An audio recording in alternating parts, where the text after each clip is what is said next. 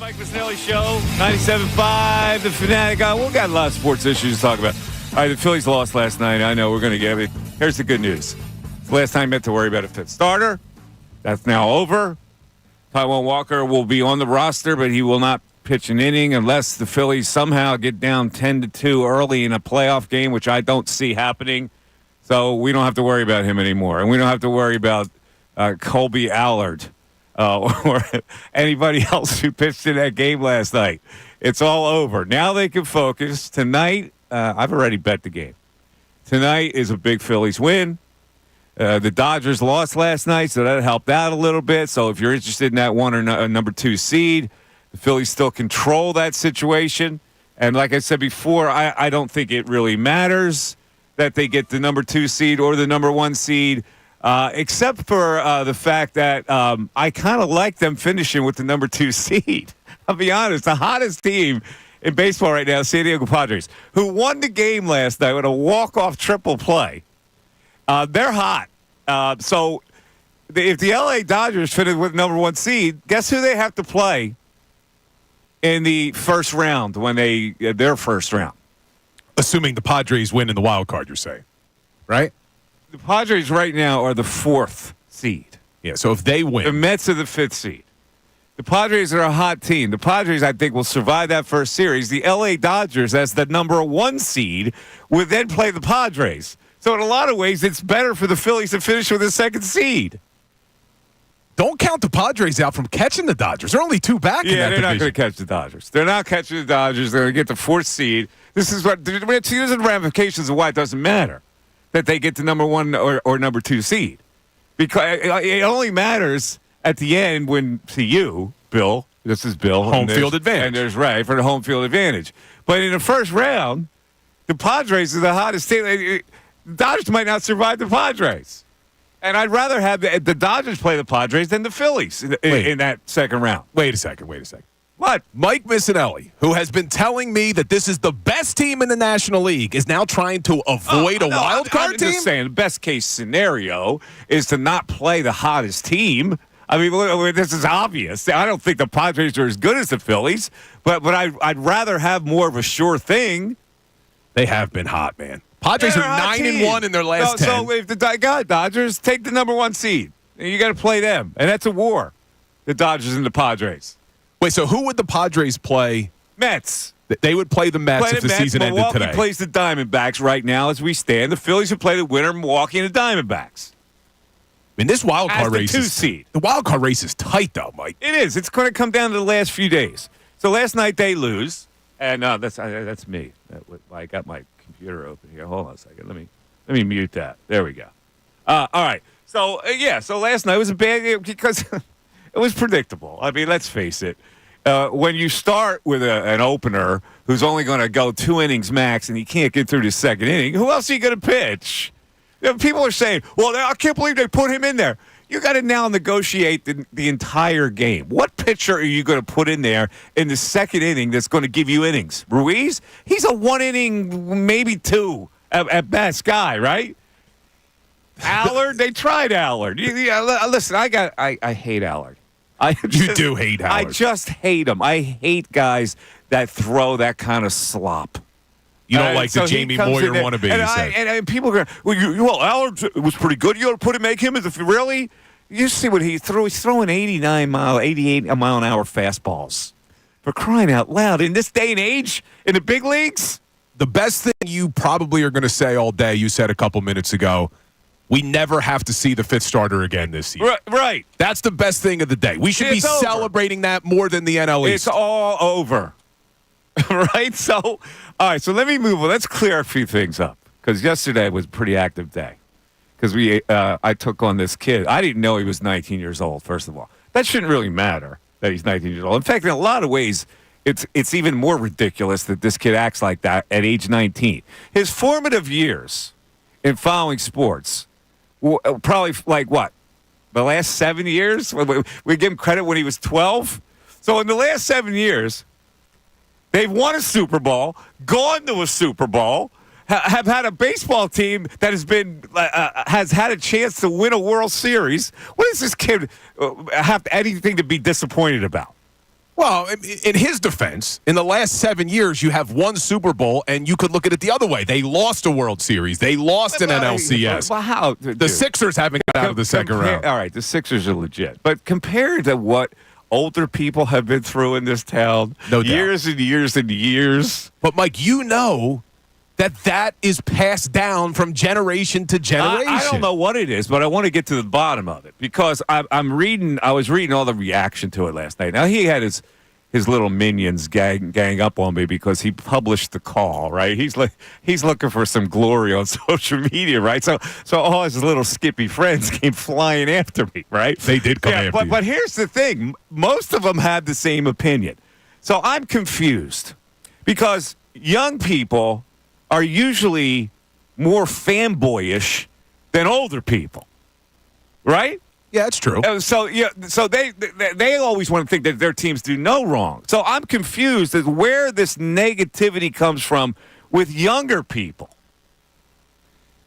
Because they saw a Super Bowl.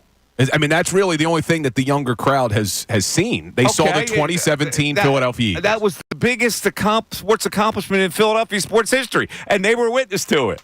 How are they so negative? Because, and again, speaking for the younger generation, I'm 41. But they also saw a Super Bowl loss. They saw a World Series loss, an NLCS loss when you had the best team in baseball, we thought. They've seen a Sixers team not able to get out of the second round. They've seen a Flyers team that's been terrible. So there hasn't been all I get sunshine and rainbows. I get the disappointment. In perspective, though, I get the fact that they're disappointed that they lost at a high level. Getting to the high level is something that most of the people in this town have not experienced a lot. Getting to the high level should have a sense of accomplishment at least, no? No, if you're 19, you've certainly had it better than my generation had it. There's no doubt about it. But I wouldn't say that it's been the glory days of Philadelphia sports. We've had one championship since 2008. One. All right, I get it. I just don't get.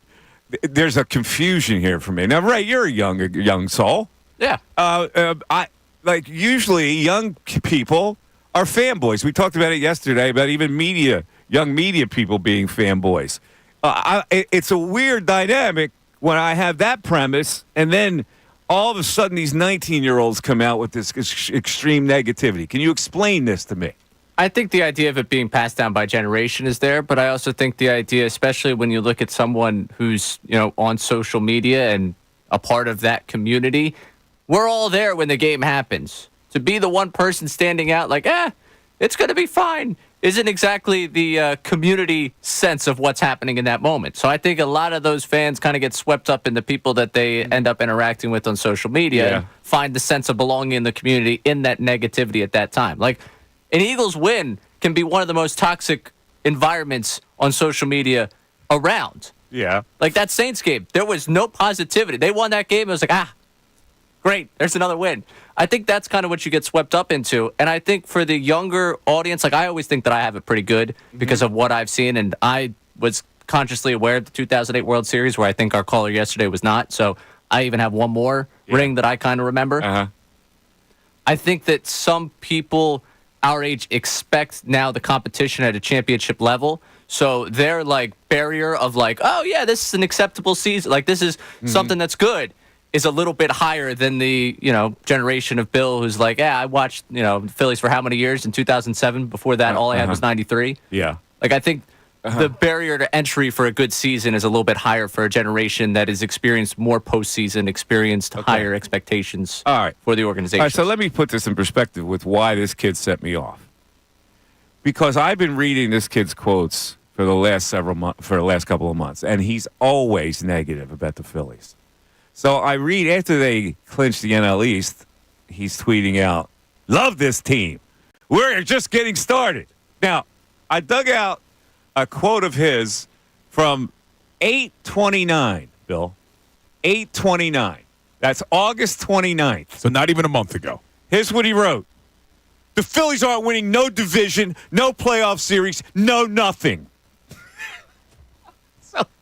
So you know what I'm saying? He was angry in the moment. That kind of stuff sets me off. He was angry in the moment. All right. So now let's just move to another thing, just to straighten this out. Because yesterday we got broiled a little bit because we we didn't really dime him out. We asked. Yeah, we asked if it was we him. We asked the question if it was him.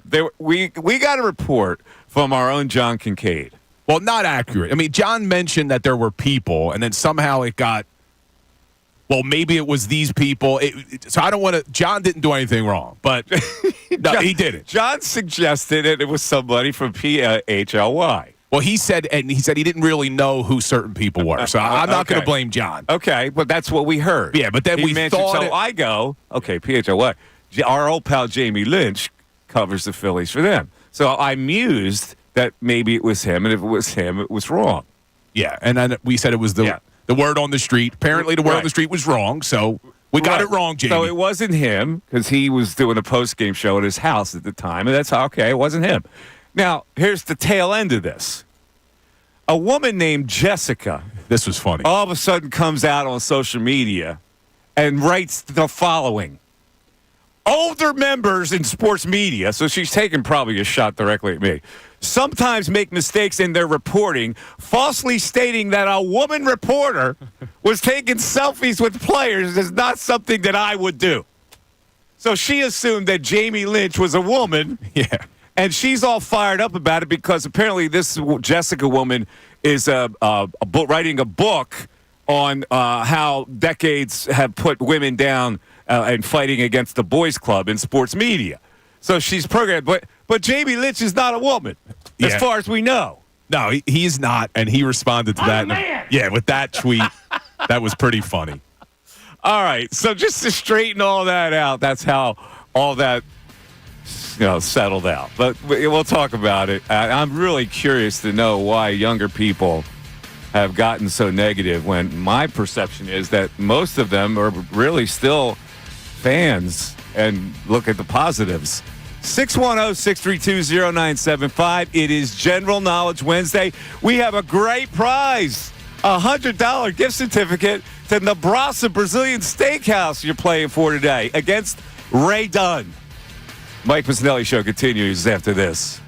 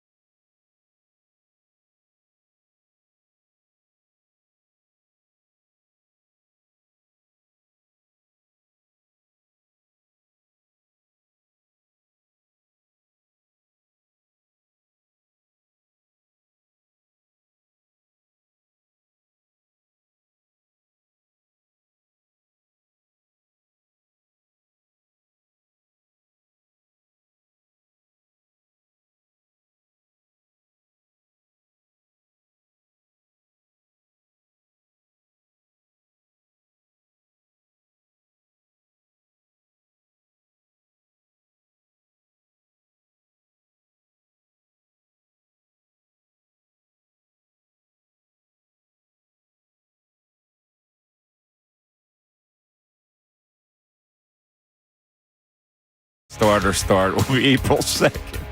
April 2nd, 2025. Mark your calendars.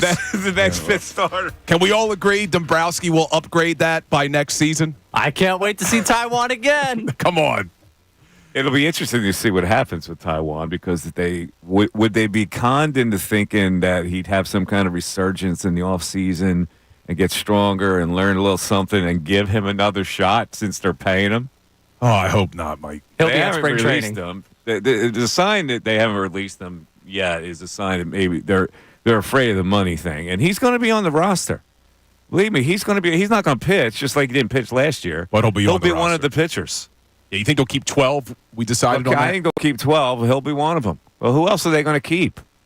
Nah, that probably makes sense. But you're right. The only time you would use him is if it's a laugher in the playoffs. Laugher. They won't even use him if the Phillies are in a laugher. No, it would have to be the Phillies. The Phillies would have to be trailing by a lot for them to use him, and it would have to be early in the game. And that would be his only window. Oh, thank God.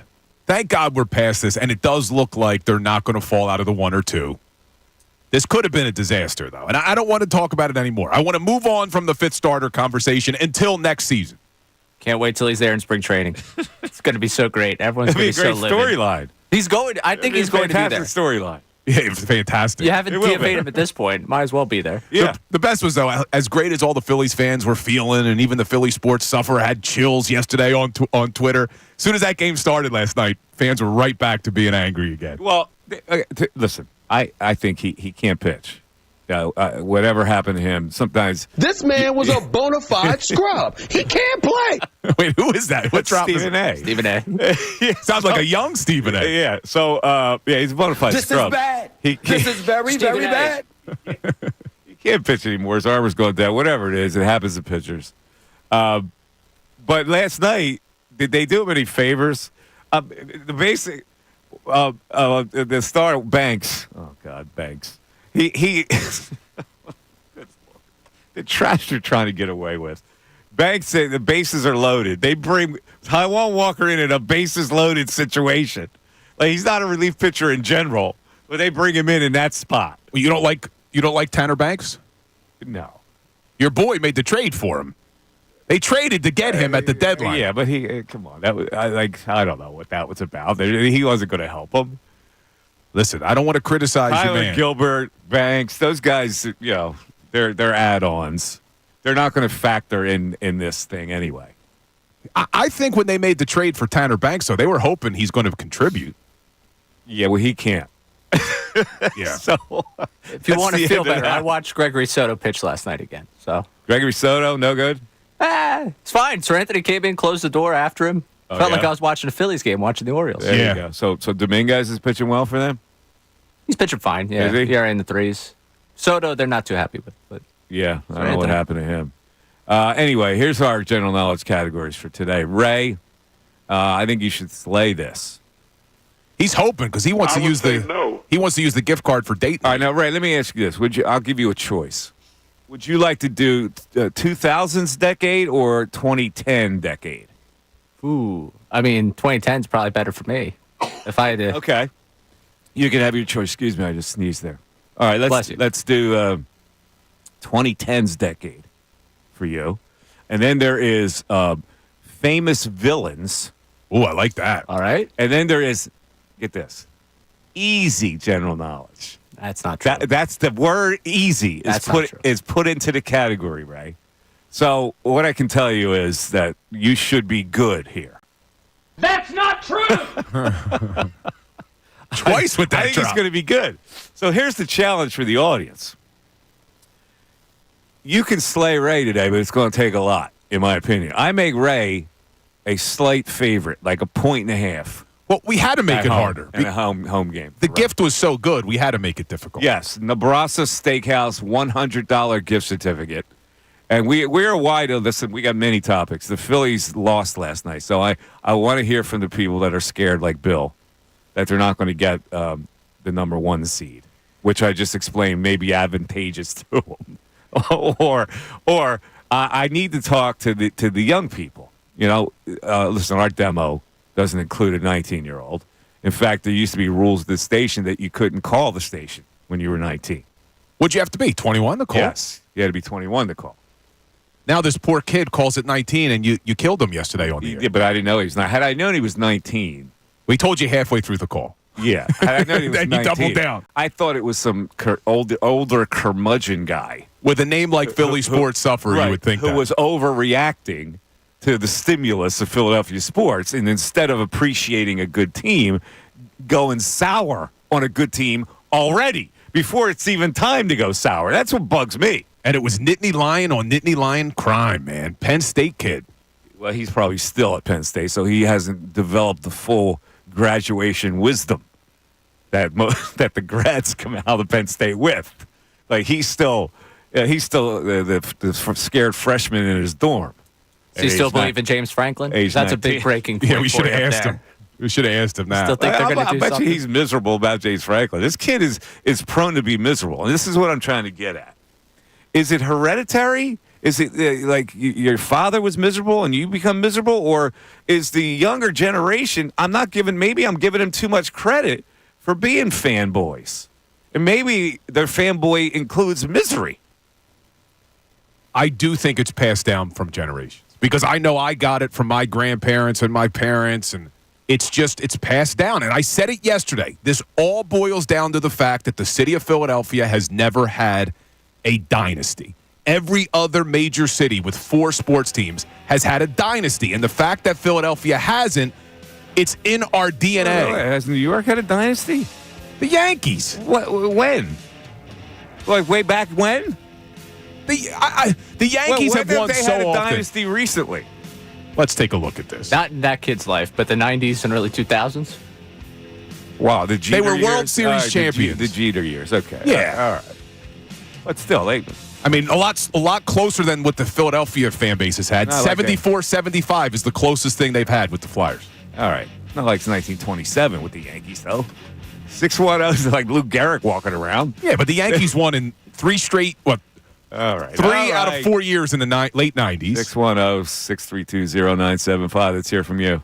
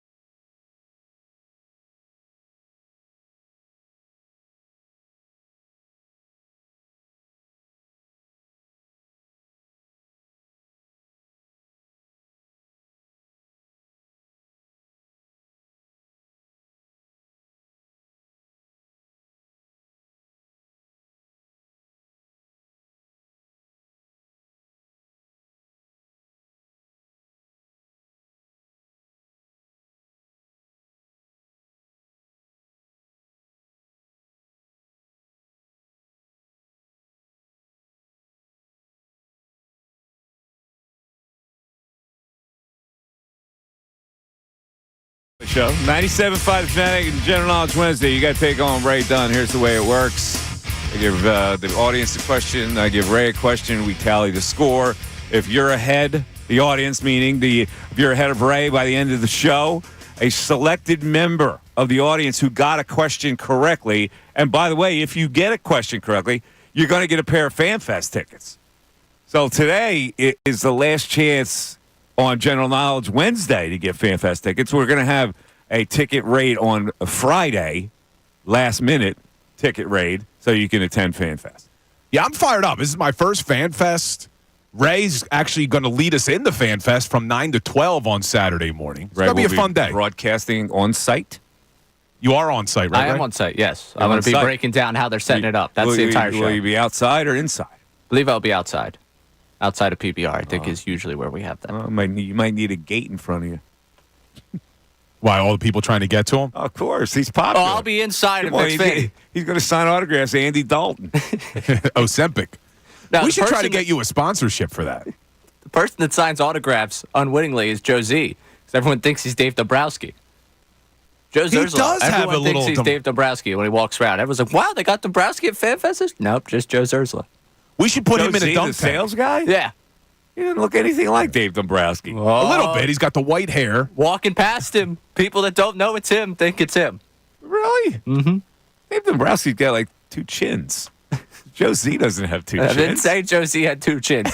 You said Joe Z. He doesn't have 2 chins. That 2 chin is a giveaway. It's not Dombrowski. You go ask him. Go in the break and ask him. People have confused him for him before. Really? Yeah. He looks like you like him. All right. So let's kick off this with the collaborative play calling. Now, I heard this yesterday, and I know that this is just coach speak, and they're trying to get the press off their back about certain topics. But I go, collaborative effort, and they've walked through every scenario, and I go, how's that? Like, you only have a little bit of time to call a play. Where does a collaborative process?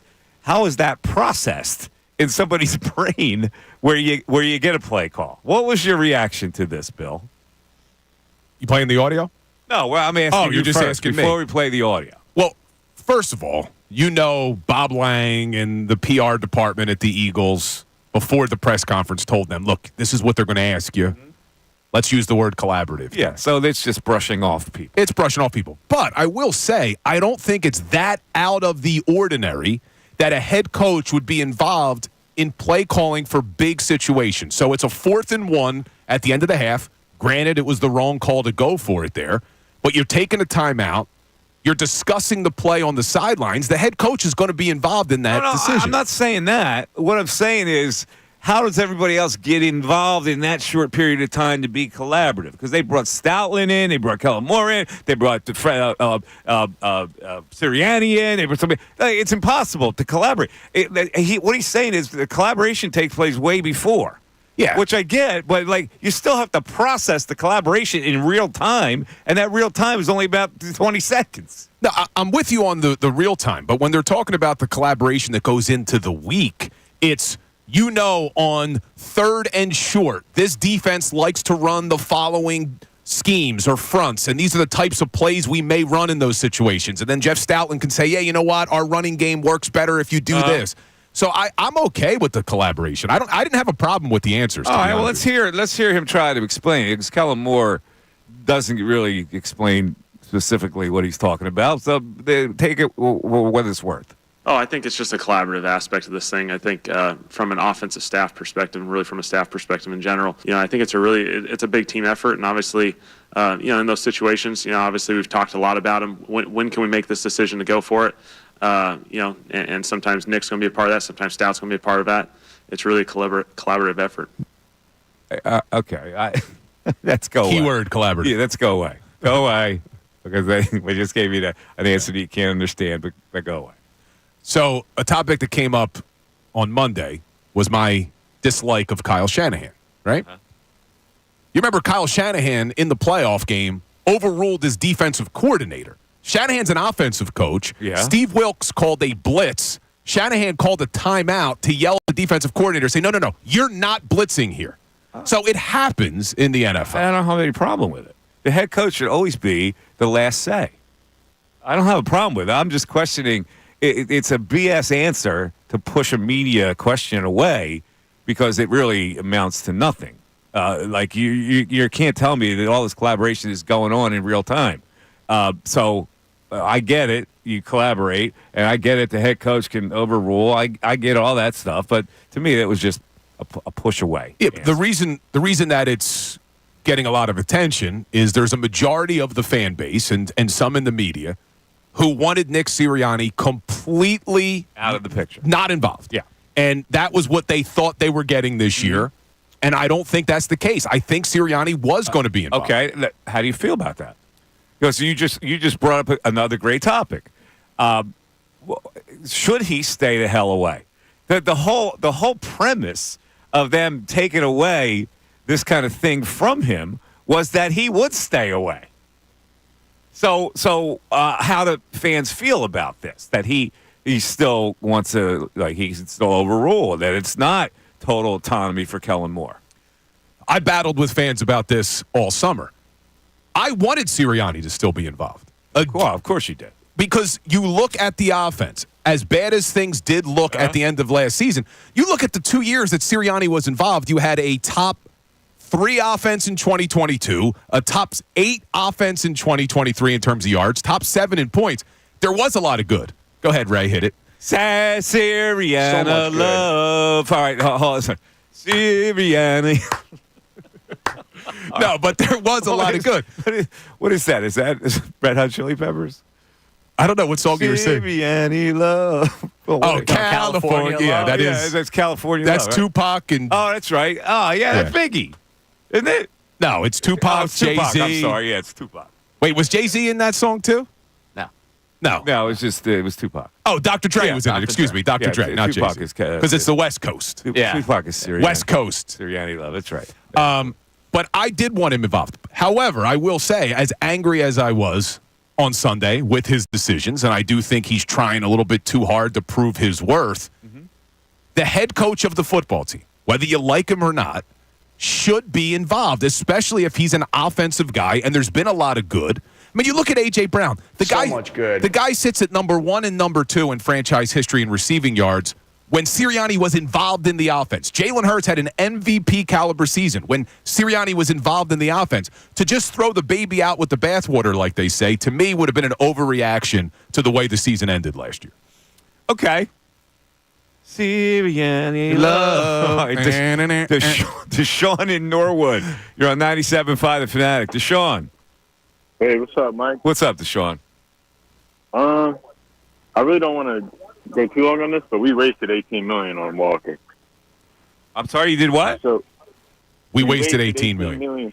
on Tavon Walker. Oh. It's not your money, though. That's a good thing. Yeah, it's not my money for sure. But dude, I was looking at this Birds line for this week, and it's weird. We got no receivers playing. We're fucking favorited at Tampa. Dude, you can't curse. Come on, man. Jeez. I didn't even. Let's go to Felix in Northeast Philly. Felix, you're on 97.5 The Fanatic. Felix. Hey, how are you? What's up, Felix? Good to hear you back, Mike. Thanks, buddy. Taiwan. Let's package some kind of deal, get them out of here. I don't even care if we lose on the deal. Just wipe the slate clean. You can't make a deal. You can't. Nobody. I know. They would. Why wouldn't the A's take him? Because they would have to pay his salary.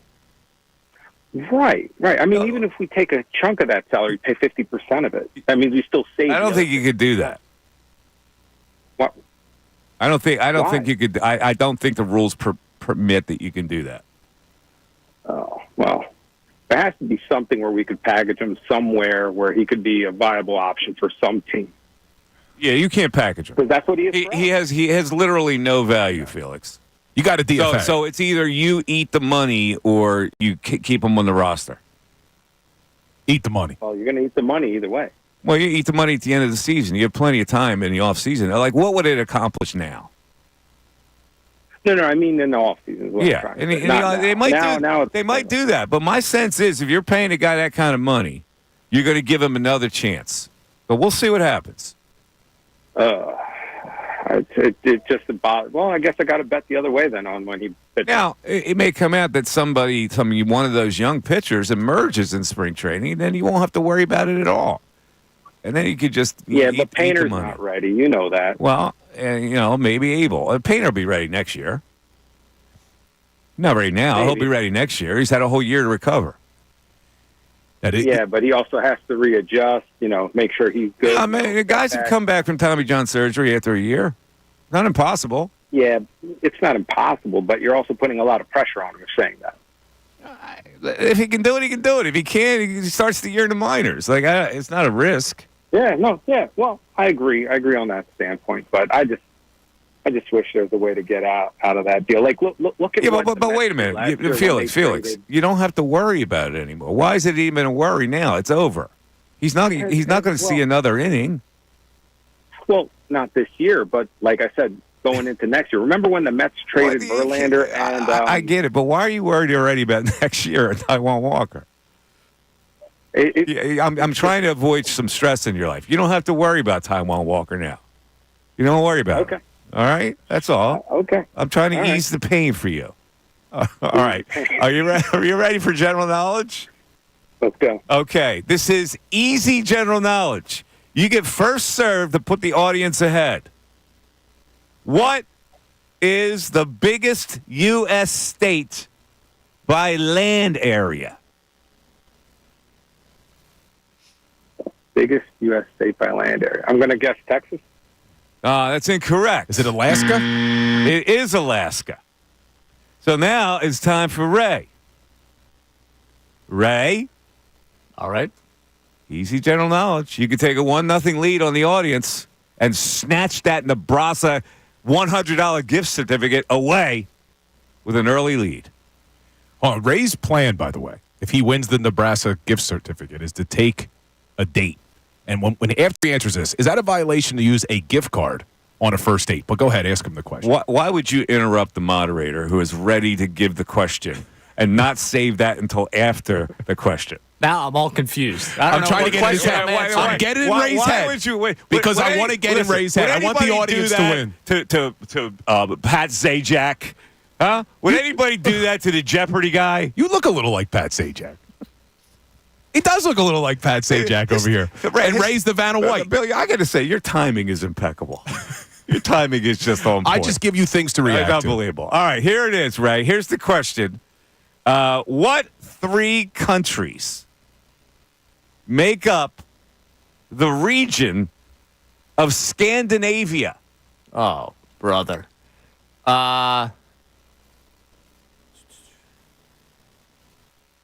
Norway, Denmark, and Sweden? Correct! Whoa! Norway, Denmark, and Sweden. That was under the easy category? That's right. That wasn't easy for you? No. What other country? It's going to take a lot to get the steak from me The today. only other country you could throw in there to crush up is Finland. Yeah, I thought Finland was in there. Finland's not in there. That was a tough question, Denmark, Ray. Norway, and Sweden make up Scandinavia. I've been wanting to go to Scandinavia for a long time. I think that would be my next trip. That'd be a good trip. Even with me trying to throw him off, he gets it right. Amazon, Denmark, Norway. Ray is up 1-0. Aaron in West Philly. You're on 97.5 The Fanatic. Hey, what's going on? What's up, Aaron? Man, I understand this kid, man, suffering, whatever his name is. Because I'm a suffering, frustrated fan. Now, let's just start at 2017 for the young man. We saw the Eagles lose, right? They went to the Super Bowl. They lost, Mike. They lost. They won in 2017. They beat the Patriots in 2017. Oh, well, let's A landmark achievement in Philadelphia sports that had never happened before. Well, give them that. All right, I'll give them that. But the next one, they lost. All right, but they still were good enough to get there. It hasn't been a bleak time. It has. The Phillies keep losing. The Phillies keep getting there. They're a good team. They're a good franchise. Oh, my God. Sixers go out in the second round every year. The Sixers. What do you think the kid is watching? The Flyers is doo-doo. You know, come on, Mike. You used to be tough. Listen, What happened listen, to man. you, Listen, man? listen. Here's I've seen you I'm- go I- off on no. people. I go off Now, when all it's of a sudden, deserved to you're go relaxing off. Now. When You're it's relaxed now. when it's deserving to I go. followed you for years. My and man, you my man, used you're to not letting me. throw at people. My man, you're not Okay, letting go me ahead. talk. All right. Go ahead, My go ahead. my beef with this whole thing is that this kid kept berating the Phillies all year, saying, "I'm done. This team stinks. I'm this not." And then when they clinched the NL East, all of a sudden, what a great team. I love this team. Now, that's neurotic, okay? And I wonder how a kid as young as that could follow the Phillies this year and last year and the year before, where they started to make the turn into being one of the better franchises in baseball and be that harsh. When you're harsh when they don't deliver for you. This Phillies team, with the ownership and the gentleman, they have delivered for their fan base. They haven't won. I get it. But delivering is pretty damn good. Okay, well, you know, it's generational, just like Bill was saying. It's generational. Hey, well, You know, okay, probably well now got you're a changing. pop that just went crazy. Now you're changing your tune a little bit. You're changing your just saying tune. that you- Like to me, like you just mentioned the Sixers. Yeah, I'm mad as hell at the Sixers that they can't get past the second round. I think it's ridiculous, and I'm going to criticize the Sixers and rip into them. And I've criticized the Flyers ad nauseum for letting this franchise go to pot. Those are necessary criticisms because those organizations aren't doing right by you, the fan. The Phillies have. I get that, but you know, I guess he won championships. He won winners. All right, okay. I don't know what's Oh, wrong but when with you say the man. Phillies have, Mike, would you They've say given the but best. would you say that Eagles fans during the Andy Reid era would have a reason to be Negadelphia when they never got over the top? As good as the Eagles were. Because it went on for a really long time. Well, now you're in the third year of this. Okay, it's the third year. There's I get it. The Eagles lost in the NFC. All right, let me give you a general knowledge question. Aaron, are you ready? All right, I ain't good with this stuff. All right, I try. All right, Aaron, this is famous villains. All right, who was Austin Powers' arch nemesis? Oh man, I know this, but I can't remember his Got that name. hairless cat on his lap. Come on now. Yeah, so I'm not good with this stuff, man. Oh, I man. know his name, but I forgot it. Oh, Man, Dr. Evil. How did you not? That's an easy one, Mike. Dr. Evil. I would try. I thought it would be easy for him. Audience is down 1-0 already. Does Ray have the chance to go up 2-0 as we go into the break? Give him a hard one. Ray, villains.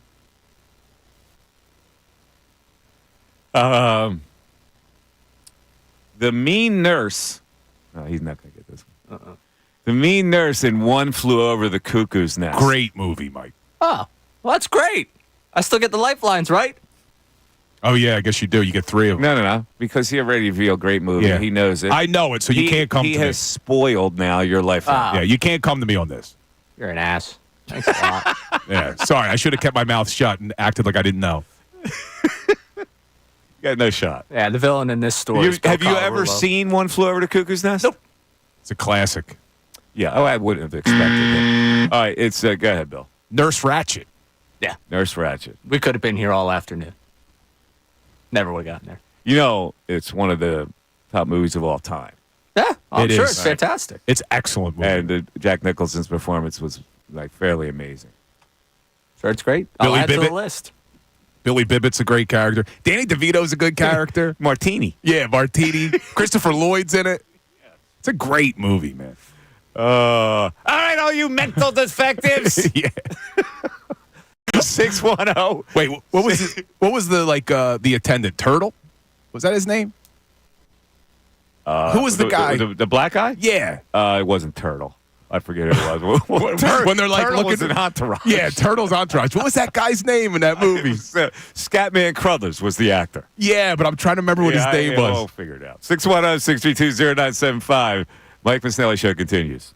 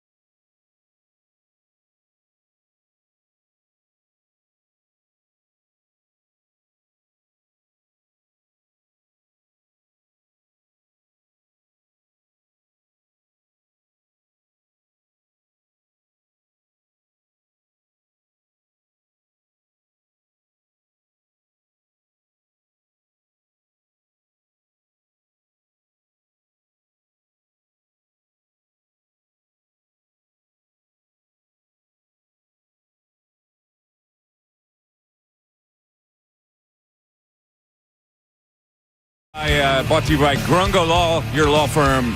When you need help because of an injury, pray for peace, prepare for trial. GrungoLaw.com. And we just came off a rollicking 10 o'clock hour where Ray Dunn took the lead, and that was brought to you by Window Nation. You can take advantage of Window Nation's 50% off sale on all style windows. Plus, make no down payments and no payments and no interest for 12 full months. 866-90-NATION. That's 866-90-NATION. That's what you call, or you go online and go to windownation.com. All right, we're talking about a variety of things in the first hour. So let's move it back onto the Phillies. Something that I just learned during the break. And I don't know if anybody saw him last night or went to the bar where he was apparently pouring Pabst Blue Ribbons for people. Bill Murray in town last night was pouring some suds for the people at Bob and Barbara's Lounge on 15th and South. I did not know that either. How about that? After the Phillies game. So was he at the Phillies game? Did anybody see him at the Phillies game? I didn't see anything on Twitter, right? Did you see anything? Was Bill Murray at the game? I thought this was not last night, the night before. Because I saw this yesterday afternoon. And last night, I think McCarthy turned to Kruk at one point. Like, apparently Bill Murray was here last night. And they were shocked. Okay. All right. Well, he was in town. Why would he be in town seeing the Phillies? Maybe seeing the Cubs? Yeah, he's a Cubs fan. Oh, that's Never been right. to He's a CBP? Cubs fan. Oh, I got it. Yeah. Well, how you feel about Bill Murray? I mean, he had his day. Right? He had his day? He had his day. I like the movie Stripes. What do you think of his, this is, people always are going to come at me now, the regular people.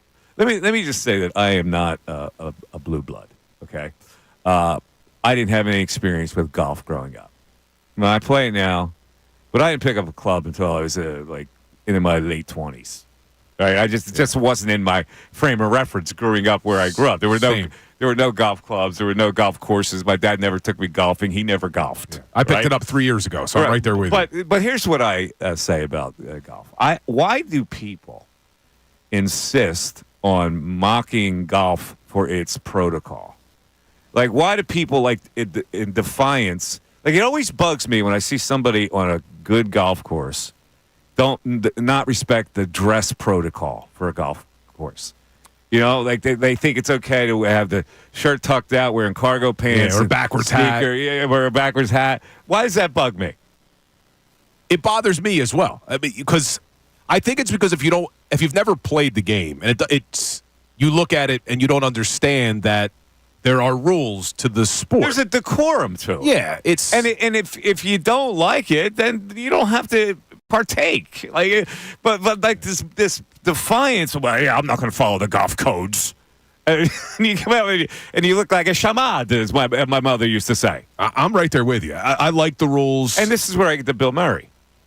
Because he made a mockery always on the golf course at that tournament in Las Vegas, wearing some goofy-ass camo suit or had some goofy, and I'm going, why? It was his shtick. Well, why? Yeah. It's ridiculous. Like, come on, dude.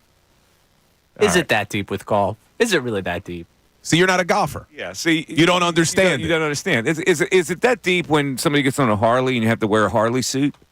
That's what you do. All right? You respect the Harley code. That's what they do. On. You respect the Harley code. Just respect the code. There's a code to golf. You're not a golfer. You don't understand. Are they inviting Bill Murray for his golf ability or for who Bill Murray is? They're obviously inviting him for who he is. My point is, why does he have to act like a clown all the time on a golf? Like, I don't understand. And this is why people love John Daly. I go, why? This guy was a great golfer, and he pissed it away to be some Hooter slob.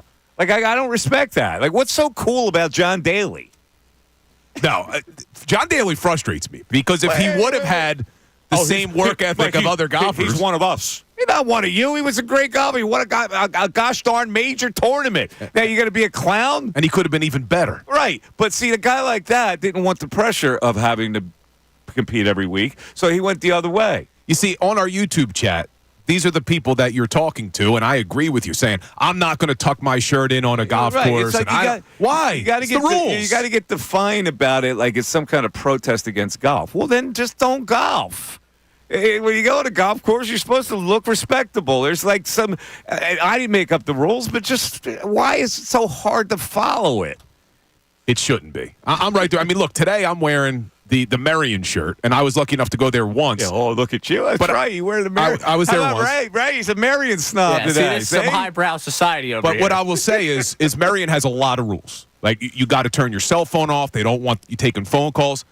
But there's something magical about the place. Like, when you go there, I can't describe it. The history, the rules, the etiquette, all of that stuff. And I was not a kid who grew up golfing.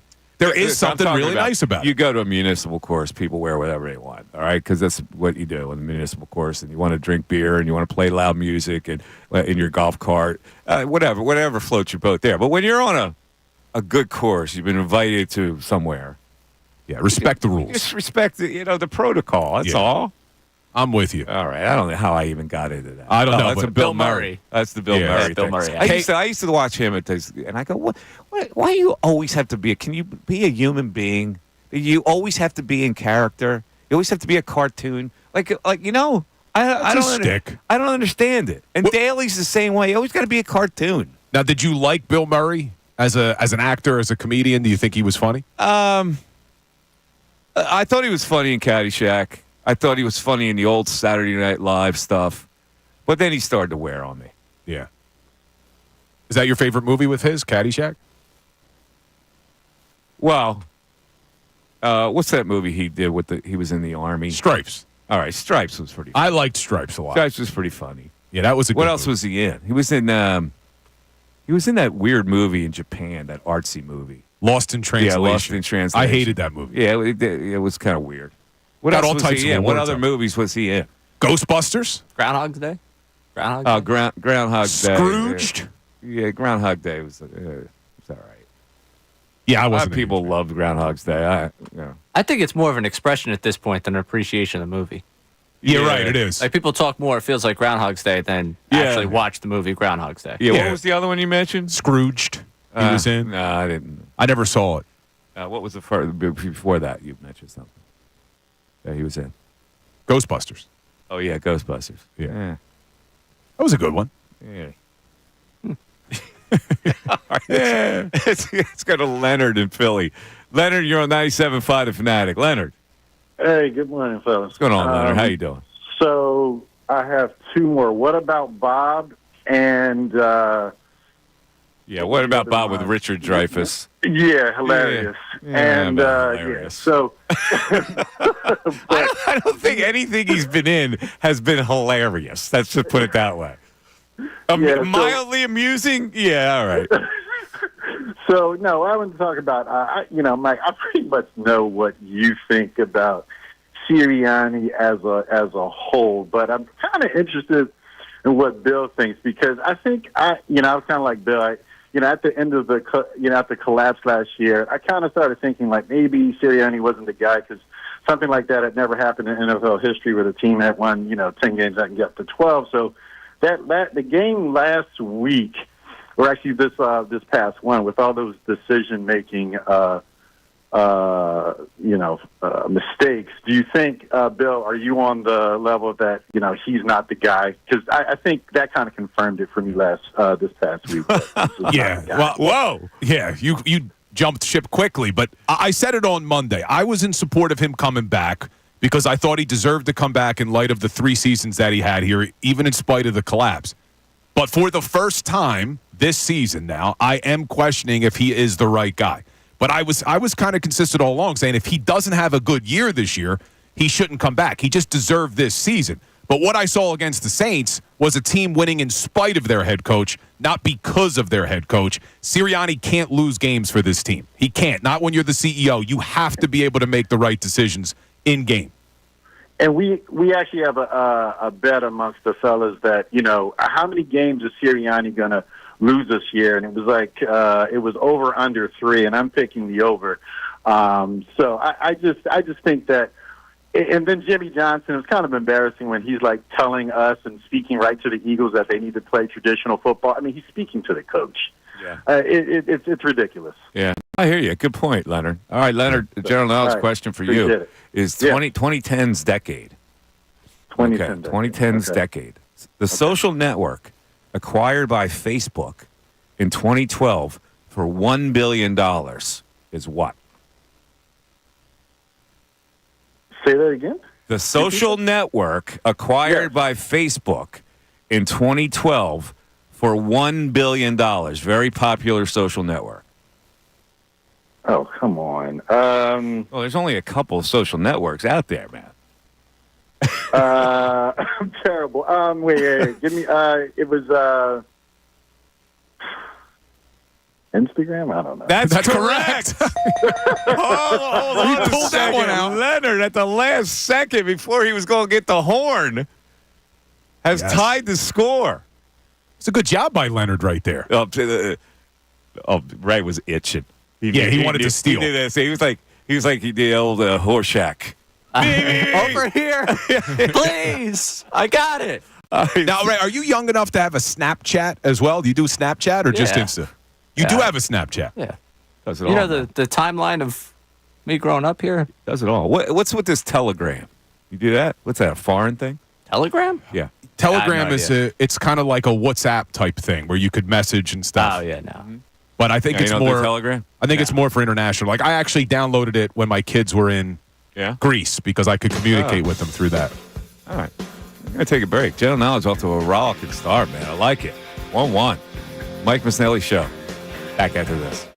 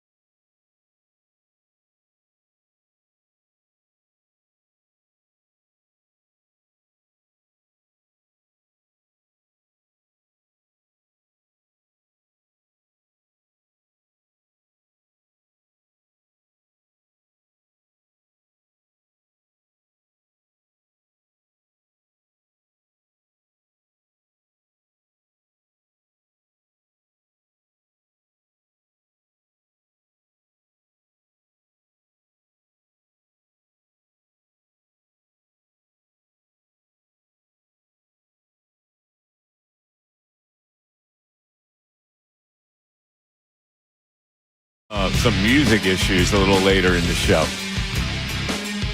Did you see where Nick Nurse sat in with the Philly band Mount Joy at the Man? Well, he's a keyboardist, right? Yeah. Is that his thing? He could play. He sat in, and I think they did a cover. What did they do? A Stevie Nicks cover? The Fleetwood Mac cover? Yeah, Dreams by Fleetwood Mac. Yeah. Oh, yeah. So he sat in. How about that? It's impressive, man. I could never play an instrument. It's just not something I'm able to do. Are you a musician? I played the trumpet when I was younger. I didn't like it, but were you any good? No. Here's the thing: growing up in the school district, you had the option of learning an instrument. It was a musical program they had. They had a really good band leader, so they offered everybody a chance to play an instrument. Now, I had always wanted to play the saxophone. However, my older brother had already selected the trumpet. So it was a hand-me-down. Destroyed my dreams to be Clarence Clements. I had to play the hand-me-down. See, the people don't understand the middle child dilemma. Oh, you were a middle child. This explains child everything. With an older brother, and I had to listen. We weren't a rich family. So they weren't about to buy me no damn saxophone when there was a trumpet already in the house. Younger brother or younger sister? Younger sister. Oh, man, yeah, you got killed as a middle child. It was the firstborn, oldest son. Then they got their little baby girl. And then poor Mike Missanelli right in the middle, Ray. That's the story of my brother's life. It's a terrible He's thing. listening right now, People don't shaking his understand head. it. People don't understand it. It's a terrible thing. It's a real thing, middle child syndrome. It really is. But that's how I played the trumpet. And what I didn't like was practicing. I hated practice. I hate practice in any form. Like, I can't even practice. We're talking about practice. Yeah. Practice is tough. All right, let me explain what I'm all about, Bill, in case you don't know. Because I want to straighten this out with the people who look at me and say, what are you actually saying here with this fandom issue? I am saying this. That for as long as I've done this Sports Talk Radio, I've tried to be an advocate for the fan. My whole mantra is, because I grew up in this city and I experienced all the disappointments, and I was sickened by how sports administrations in this town didn't respect the fans enough in a large city like this. So my whole mantra has been, do right by your fan base. Make your best efforts to build a team that your fan base will be proud of and that would he be a championship contender. You owe this kind of city that. So when they do that, I'm good. Now, when they don't, I'm all over them. Now, as far as the Phillies go, I go, there's nothing that a general manager can do about a hitting slump. That's why it's so different than other sports. If you don't hit, I'm going to be disappointed. I'm going to rip into the fact that you lost to the Arizona Diamondbacks. But I kind of understand what went wrong. When you don't hit, you don't win, and you can't control hitting if you're a general manager. In other sports, however, if you select a quarterback who makes bad decisions and turns the ball over, if you sign a defensive end for big money that can't get to the quarterback and can't even get on the field, if you're a basketball team and the role player that you signed for $60 million gives you crap, well, then you can be disappointed because then you're not doing right by your fan base. In this Philly situation, I believe that this administration has done right by their fan base. That's why when I go, this complaining, this constant, well, they stink. I'm out. Oh, the Taiwan Walker. Oh, they're not going to win a division. I go, what are you not seeing in front of you? This organization delivered for you. Now, if they don't win the World Series, it's going to be damn disappointing. I get it. But let's wait for that. Let's not. Whatever the past disappointments should not be the anvil that weighs down a team going into this postseason until they fail. And then I go, have at it. That's my only thing. Now, is that clear enough for you? I understand where you're coming from to a certain extent, but you also can't ignore the fact that this Phillies team, even though, like you're saying, the ownership and Dave Dombrowski have done everything they could, the fan base watched this team go through a pretty rough slump. And I know every team does it, but they did watch this team go through a rough slump. They did watch some of these hitters with bad approaches at the plate, teams striking out 16 times in back-to-back games.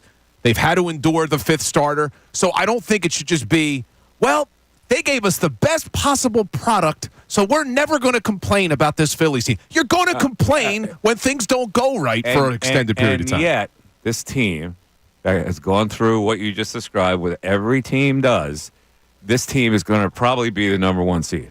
Now, what sense do you make? Because it's a 162-game season. I get that it's a marathon.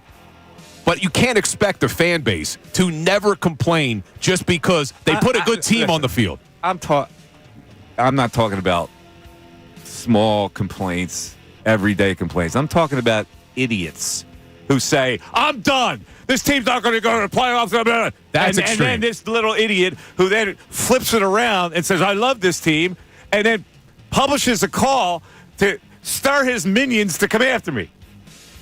That's a little extreme. And you, Benedict Arnold, Bill, patronizes the kid by going, I think it was great that you came on. You showed a lot of guts. Dude, I will stand by that. For a 19-year-old kid. You're not a foxhole. A 19-year-old kid man. to call this station. Share a foxhole with you. A 19-year-old kid to call this station bastard. And put up with you the way I have to every day. A lot of respect to the Philly sports sufferer for that. 19-year-old kid, I think it was great that you called in. Can I be your friend?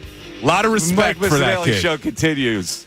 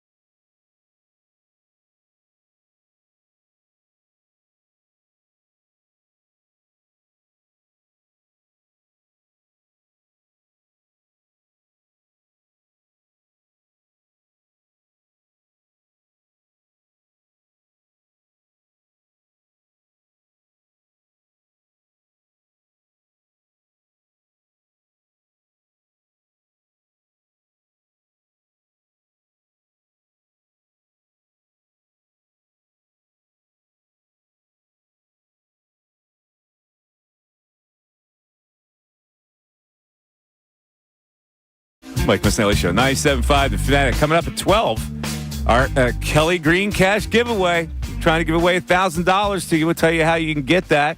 And also the news at noon is coming your way. In the meantime, it's General Knowledge Wednesday where Ray and the audience, it's a tie, right? It's 1-1? 1-1. It's 1-1. Ray got the first question right, took the lead. The audience came up big with an Instagram answer, which was the correct answer. So 610-632-0975. Our prize today is a pretty good one.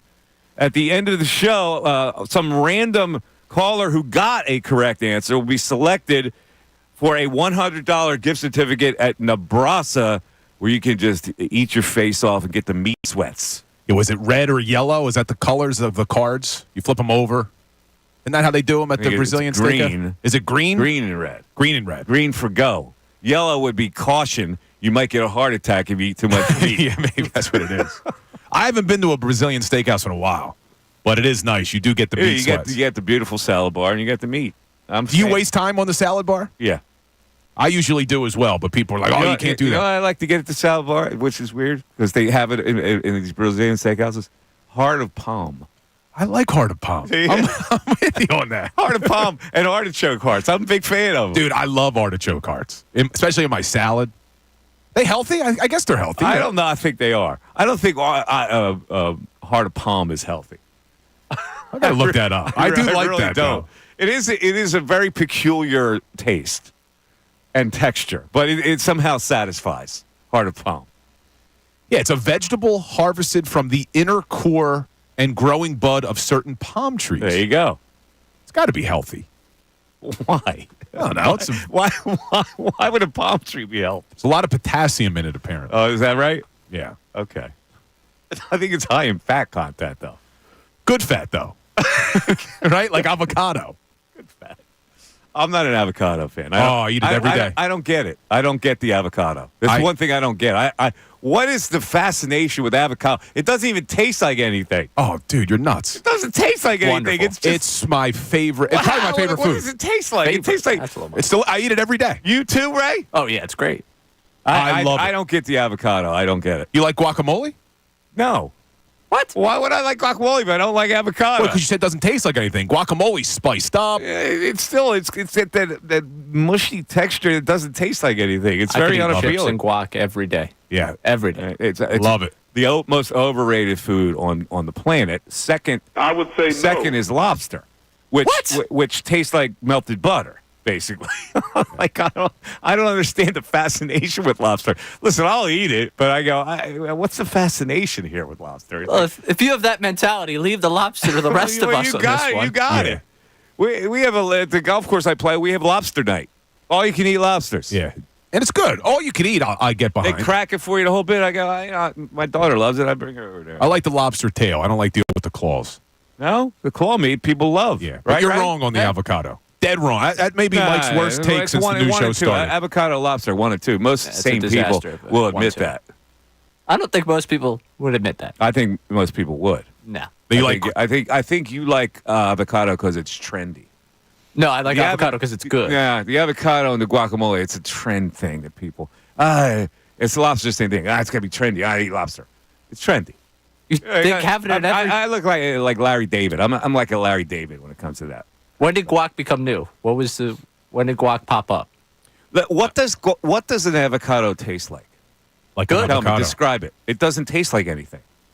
Yeah, like an avocado. That's a good one. Yeah. So I have it every day when this show ends. I go one of two places for lunch, and either I get a salad with avocado or I get eggs with a side of avocado. Oh my God! Oh wow! Now That you're is really that is the worst meal for you right there. No, lobster, eggs, and avocado for double whammy. Yeah, you're having lobster, avocado, and egg salad. Dave in Newark, you're on 97.5 The Fanatic. Dave. Hey, what's going on, fellas? What's going on, Dave? How you doing? I'm good. Mike, man, I'm with you on the lobster. Overrated, man. Overrated. Well, listen, what do you do with it? You dip it in melted butter. So therefore, it tastes like melted butter. So if you eat it without the melted butter, what are you eating exactly? Rubber. Well, no, it's not rubber. It's meat. It's got a nice meat texture to it, soft. But come on. All right, go ahead. Yeah, I guess, man. I'm cool on lobster. I'm good on that. Give me a good steak and I'm straight, man. Yeah, I'm a steakman. But I was calling to celebrate that we're never going to see Taiwan Walker again. I'm so ecstatic. The minute I saw him get in the game yesterday, I knew it was over. So I just went ahead and turned it off, found something else to watch. Man. Well, listen, he can't pitch it. They really don't. They go, okay, what do we do here? Yeah, Banks, we expected to go 2 innings. The only pitcher that we can eat up innings with is him. They couldn't eat up innings with any other pitcher. They tried to eat them up with Allard. Look what happened. They weren't going to eat up innings with Ruiz. Like, he's only a 1-2 inning guy. So the only guys they have are Taiwan Walker. Waste him out there.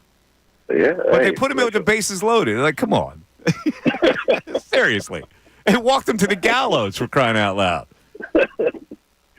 I'm with you, man. It was a terrible decision, but hey, that's what they got, man. That's all they had to work with. So I'm not mad. Yeah, I hear you. All right, man. You ready for your general knowledge question? I'm ready. All right. Comic book company that was responsible for 21 of the top 100 highest grossing movies of the decade. We're gonna go with Marvel. Correct. You hold on a second there. Dave puts the audience ahead 2-1.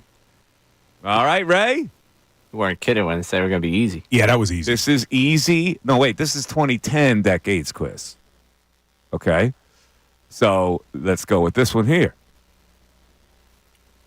The disease that had the worst outbreak in its history, killing about 11,000 people in West Africa. Ebola? Correct. Ray's How on about Ray? fire today. How about Ray countering? He wants that gift card, 2-2. man. I'm ready, man. He wants the gift card for a first date. Looky here with Ray. I told you, I predicted Ray. I said Ray would 1.5 favorite today. A lot of people weighed in on that, too, by the way, that it was a violation to use on a first date. My wife actually weighed in the chat saying you can't use a gift card on a first date, Ray. You agree with that, Mike? Yes. Steakhouse for a first date also seems like a little much at my age. Especially a Brazilian steak. Yeah, that seems like you're trying a little too hard. I got to be honest. I feel like I cannot use a gift card. Ever? Yeah. That's you. Because I always feel I'm getting judged. Like if somebody recognizes me, they go, "Oh man, this cheap ass using the gift card, he can't pay for it himself." Yeah, but if someone gives you the gift card. I understand. I just feel funny. I always feel like I'm going to be judged. Now, also, if somebody recognizes me at dinner, you know what that does. You are then put in a position where you have to tip a lot. Yeah, I just thought you were going. You got to go. Right. You got to. I always tip well, though. I do too, but when somebody recognizes me, I go, "Well, that probably has to go to 50." Yeah. You know? You got to really tip. Right. It's tough. Well- It's tough. And I'm just the lowest level recognizable guy ever. I can imagine what other people that are really celebrities feel. Yeah, I can't imagine. We've been doing this show for about a month and a half, and now everywhere I go, it's, "Oh, you're the guy that's always right when Mike's wrong." I go, "Yeah, that's me." Yeah. I would say no. People just don't appreciate See, my that's wisdom. the lucky thing for me. I'm not going to be recognized using the gift card. So You can use it. You Yeah. got free card. There's going I got free reign. There was a time when I could use it too. Plus, you're a kid, so they'll be like, "Oh, that's cute. His mom Like bought him when a I gift was card." a newspaper, an anonymous newspaper reporter, I free stuff was like sure I'll use the gift card. I'll use 20% off, whatever it is, because I was anonymous. See, I used to hate gift cards because when I owned my law firm, a lot of my meals were write-offs. You know, it was a lot of times you're taking people out. It's a business lunch. You didn't need a gift card. You want the write-off. yeah, well, But now I can't need write my off. gift cards, man.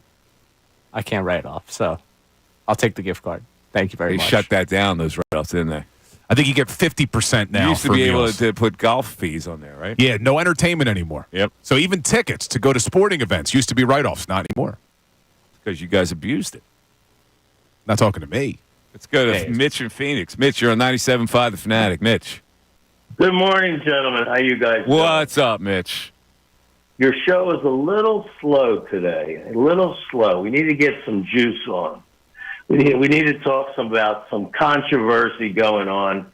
You know, in the city of Philadelphia, there's got to be controversy. Not avocado, not who recognizes.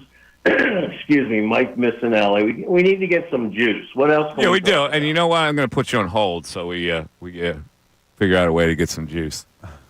I mean, taking Mitch off the air usually brings a little more juice. Yeah, I mean, where do you get the nerve to start a call like that, Mitch? You got to get more juice. Now I got to put you on ice for a little while. Let's go to Will in Levittown. Will, you're on 97.5 The Fanatic. Will. How am I going to follow that, Mike? Wow. Yeah. Now we're going to stretch it out. We're going to have him on hold, and maybe he thinks the show's a little more exciting when he's listening to it on hold. Yeah, keep him on hold for about an hour. See what happens. And we can squeeze some more juice out of that. What an obnoxious thing to say. Right. Exactly. I swear to God, people have cool units the size of bowling balls. Yeah, exactly. Go ahead, Will. First thing, you can't use a gift card on a first date. I'm a bit iffy if I win to use it on a 50th date. Mm-hmm. Just get that out of the way. Yeah, you can't let her see that you're using a gift card. No. You know, that's got to be one of these things where you go back and you handle and check, behind the, little right below the credit card. Yeah. Slide it right below the credit card. Oh, everybody carries credit card now. It's fine. Yeah. But what was with the lineup last night? Like, if it was a scheduled loss, which I understand, I totally agree, hangover game, you use garbage pitchers. Why use your best hitters? But why use your top 5 on that night? Why not? You still have to win games to get the seed. You do.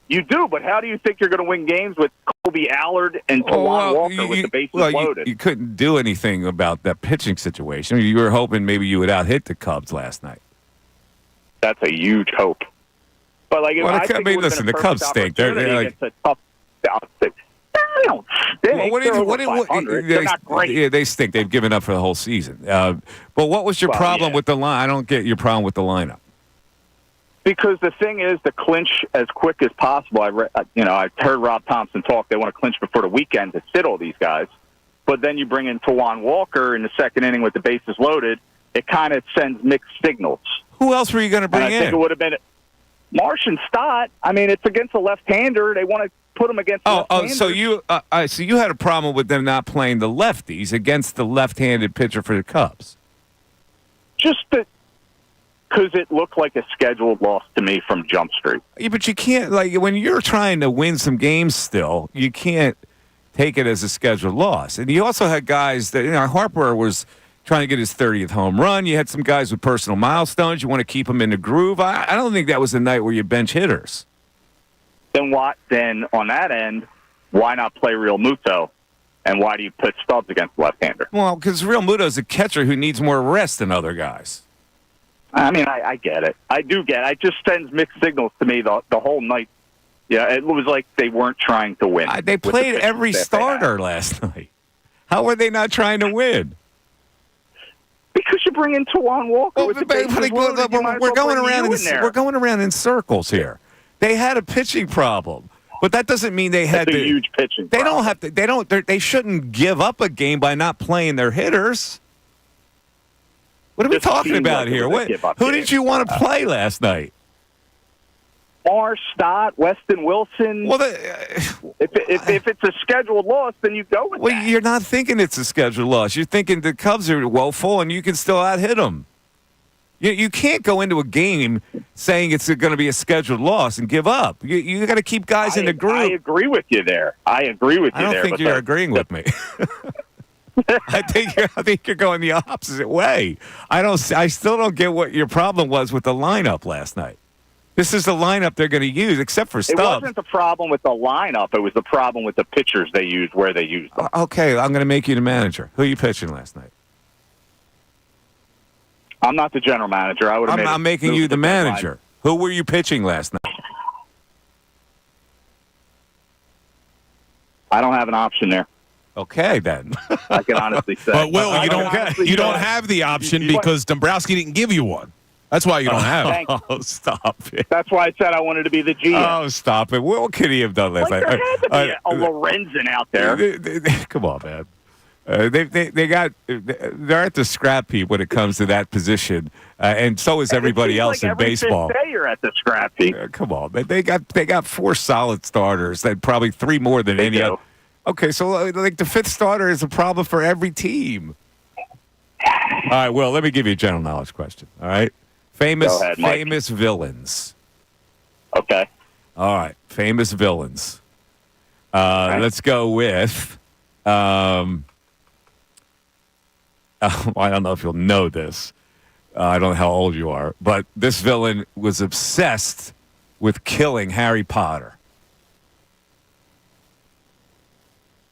So I'm not into the Harry Potter novels at all. Yeah, I didn't think you were. That was Lord Voldemort.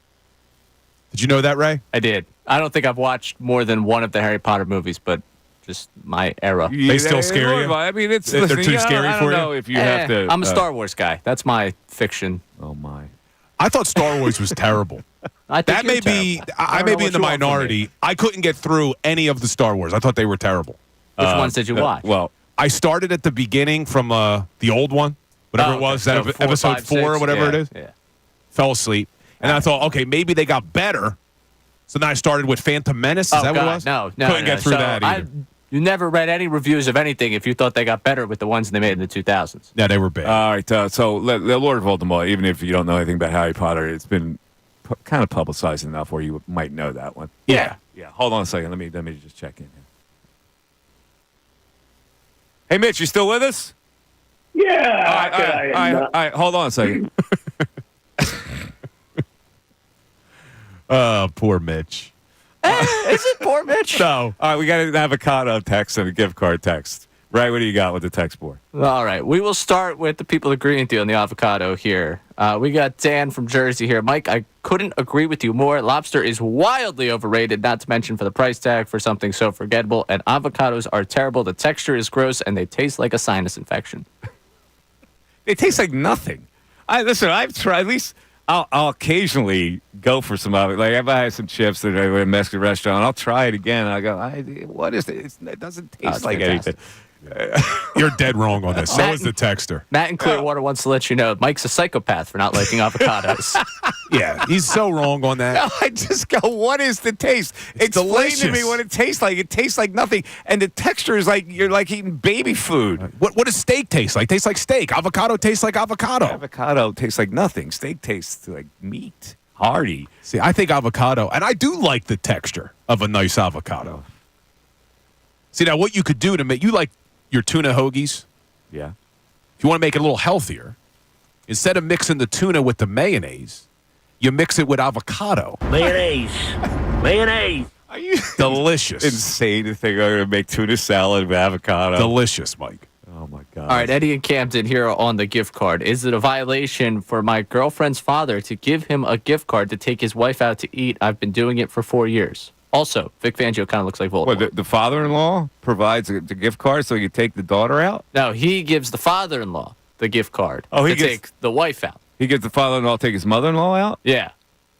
Girlfriend's parents, I guess. That's all right. What's wrong with that? He's wondering if it's a violation because you're not paying with gift card. He thinks now has he been committing a violation for 4 years giving that gift card as a gift? No. The gift card is a good item. It's just in certain circumstances, like if you're on a first date, it's no good. I don't know, like if you're on an early date with somebody, and I don't know if that's really impressive.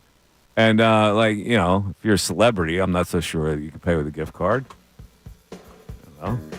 610. But gift cards in general are a nice item, and we're giving one away today. $100 To today. Nebraska. And we are in a tie with Ray and the audience. So the 12 o'clock hour is big. Kelly Green Cash giveaway also coming up at 12 o'clock. And the news at noon. Don't go anywhere.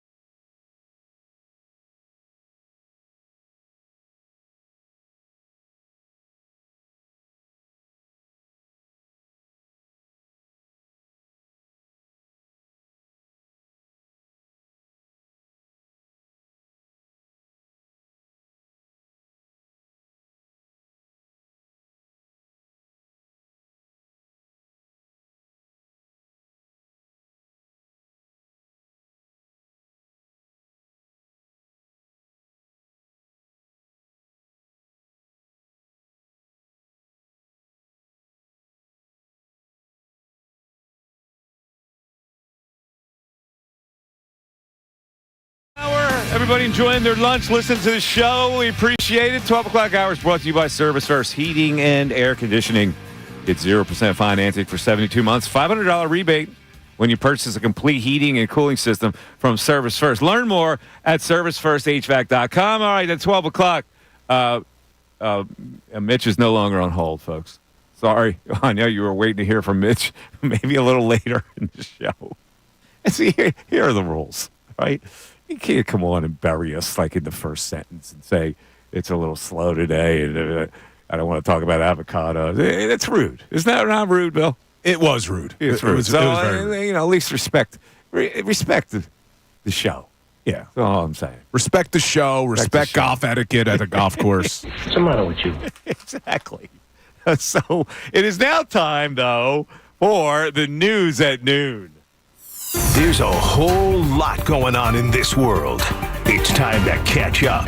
Here's the news at noon. 97.5 The Fanatic and 97.5thefanatic.com. All right, done. Have some stories lined up for y'all. Ray, what is the news at noon today?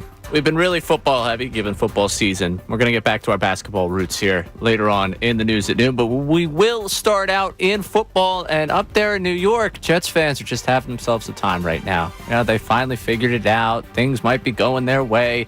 And Aaron Rodgers seems to be happy. He went on Pat McAfee, as he's been known to do, and decided he wanted to reference a nearly month-old article when he was asked about some of the questions surrounding the Jets organization, and decided it was a good time to take a shot at someone. I would say the culture is about the opposite of what that article said. I didn't read the article, but just reading that headline there, it sounds like it was written by Hassan Reddick's agent in a way to former agent, I guess, in a way to try and disparage our great organization. Oh. Wow, Reddick taking strays there. So if you open up what's stapled to your news at noon packet here. Yeah, I got it. At the bottom of that page is something from Inside the NFL The Athletic did way back on August 29th. This is what is being referenced in this clip. There is complete disarray over there. Look at how they've handled Aaron Rodgers. As one player had more power than him, he skipped minicamp. They've been able to convert him into a team player. The vibe inside the building is terrible. He's responded to that yesterday after they've won. And he was not prompted? He was prompted in the, how are things there? You know, there was the talk about the complete disarray and all that stuff. Yeah, now it's really easy to look at there and say, yeah, things are going good. I'll take my time before I label the Jets a great organization. Yeah, he stores it up, doesn't he? He stores up any kind of disrespect. Yeah, he does. And taking a shot at Reddick's agent, it's not. I mean, Reddick is losing money hand over fist right now. How did he bring Reddick's agent into this? Like he is saying that the agent is the one who was the source for that because it makes his client look better that they can't do without Reddick. Is that what the I don't know. Premise is for that? I guess he's saying that Reddick's agent's upset that the only person they take care of is Rodgers there. I don't know. It was a weird shot to take. He's feeling himself. And Reddick's situation is very weird. I didn't think he would be the type of guy that would forego all this money. He's never going to be able to make it back. I know. It's very strange. Well, he's dug in, though. Well, the agent, I think, is giving him bad advice. Yeah? You're never going to make this money back, man. No matter what happens. Yeah. All right, next story. All right, let's head to the world of basketball. Media days kicking off around the NBA. Jaylen Brown had the summer that he did with the Olympics, coming off the NBA Finals. And there were two things that caught my ear from Celtics Media Day. Neither of them have to do with the 76ers. The first one here has to do with him being asked about that Olympic team. Not getting called on for the Olympic roster there. How did that make you feel? During any of those. Number one. Sorry. Right off the bat. Not a lot of chances here. You get to warm up a little. That's how the season's going to go, man. He did get right into it right away. I love it, man. Stir that pot between him and Tatum. Stir it up, baby. Some real journalism there. Not even giving him a chance. Not even giving him a little like, hey, how'd the summer go? What'd you work on? Just, this Olympics, that really sucked, huh? I don't mind it. I'll be honest with you. You got a chance to get a question in, and that's your question. Go for it. Now he had another session. This time he was talking with just one reporter, I believe, on NBC Sports Boston up there. And he was asked about, hey, getting different guys involved. How do you make sure everyone has their own night? And he just eviscerated one NBA team. Finding different ways to lead also sometimes means that sacrifice where, in a night we playing, don't mean to disrespect them, but the Detroit Pistons, who have struggled over the last year or two, we're going to play through Peyton, let him go for 30. We're going to play through Sam, let him shoot 10 threes tonight. We're going to still win the game. It don't have to be the normal way, but that gives those guys confidence. Peyton Pritchard is going to lead us to 30 over the Pistons. But you know what's funny about that? It's that he's going, the scrubs can handle it. He's painting them out as scrubs.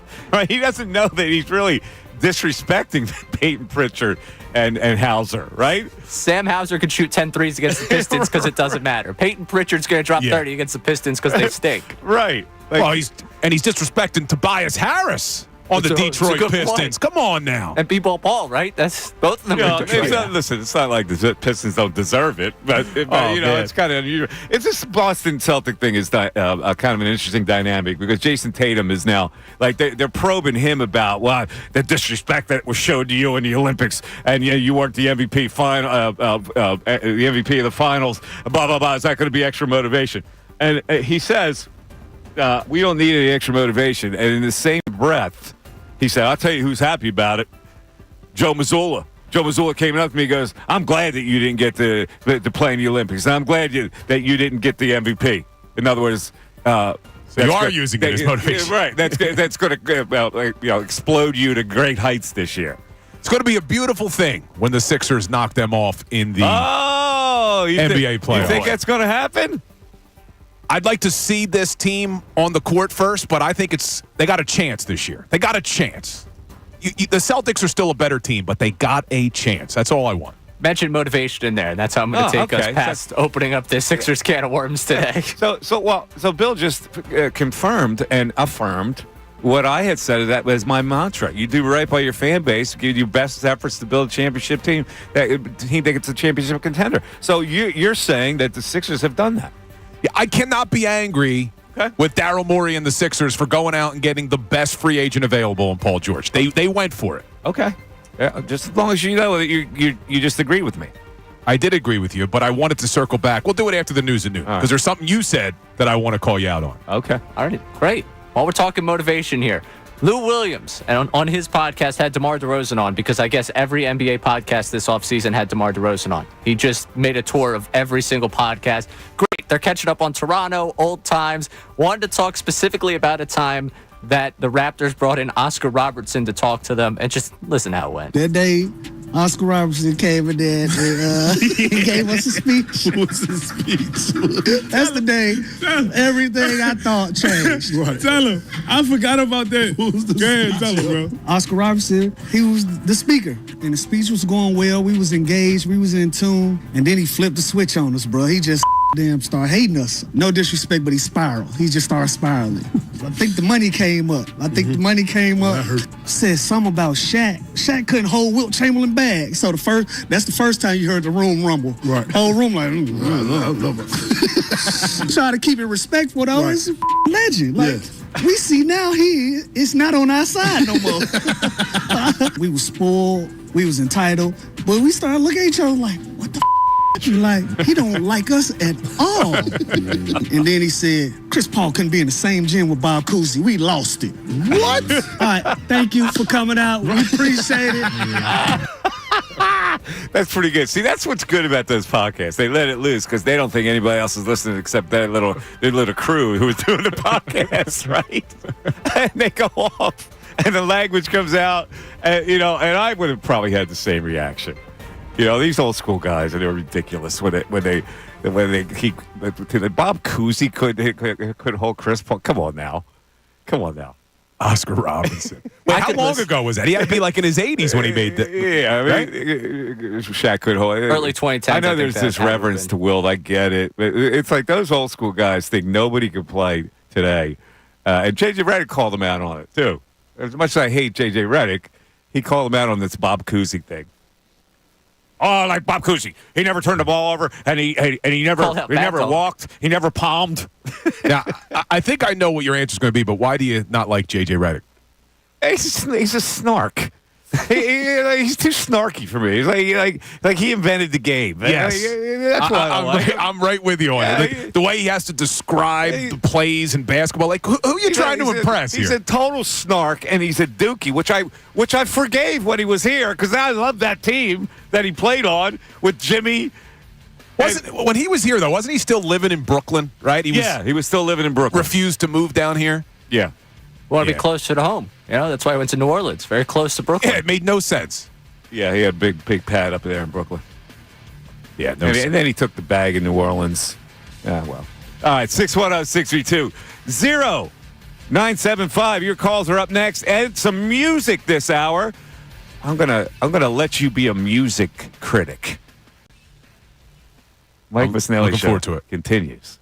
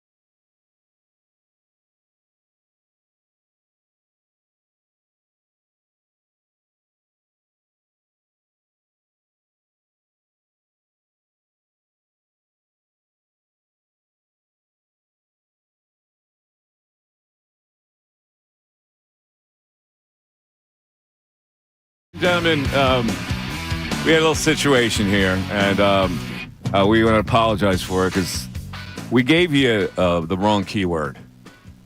The keyword actually was question today. And for some reason, it was communicated to us a different keyword. How did you get the wrong keyword?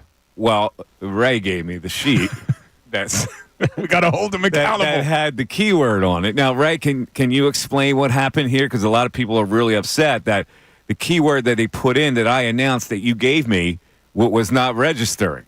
Correct. So while I went through all my emails last night of trying to organize this show, I went and grabbed what I thought was the next word. And that was not the next word. For some reason, my brain thought today was a different day. That might be a tease for a word you will hear down the line. But I went and snagged a different keyword.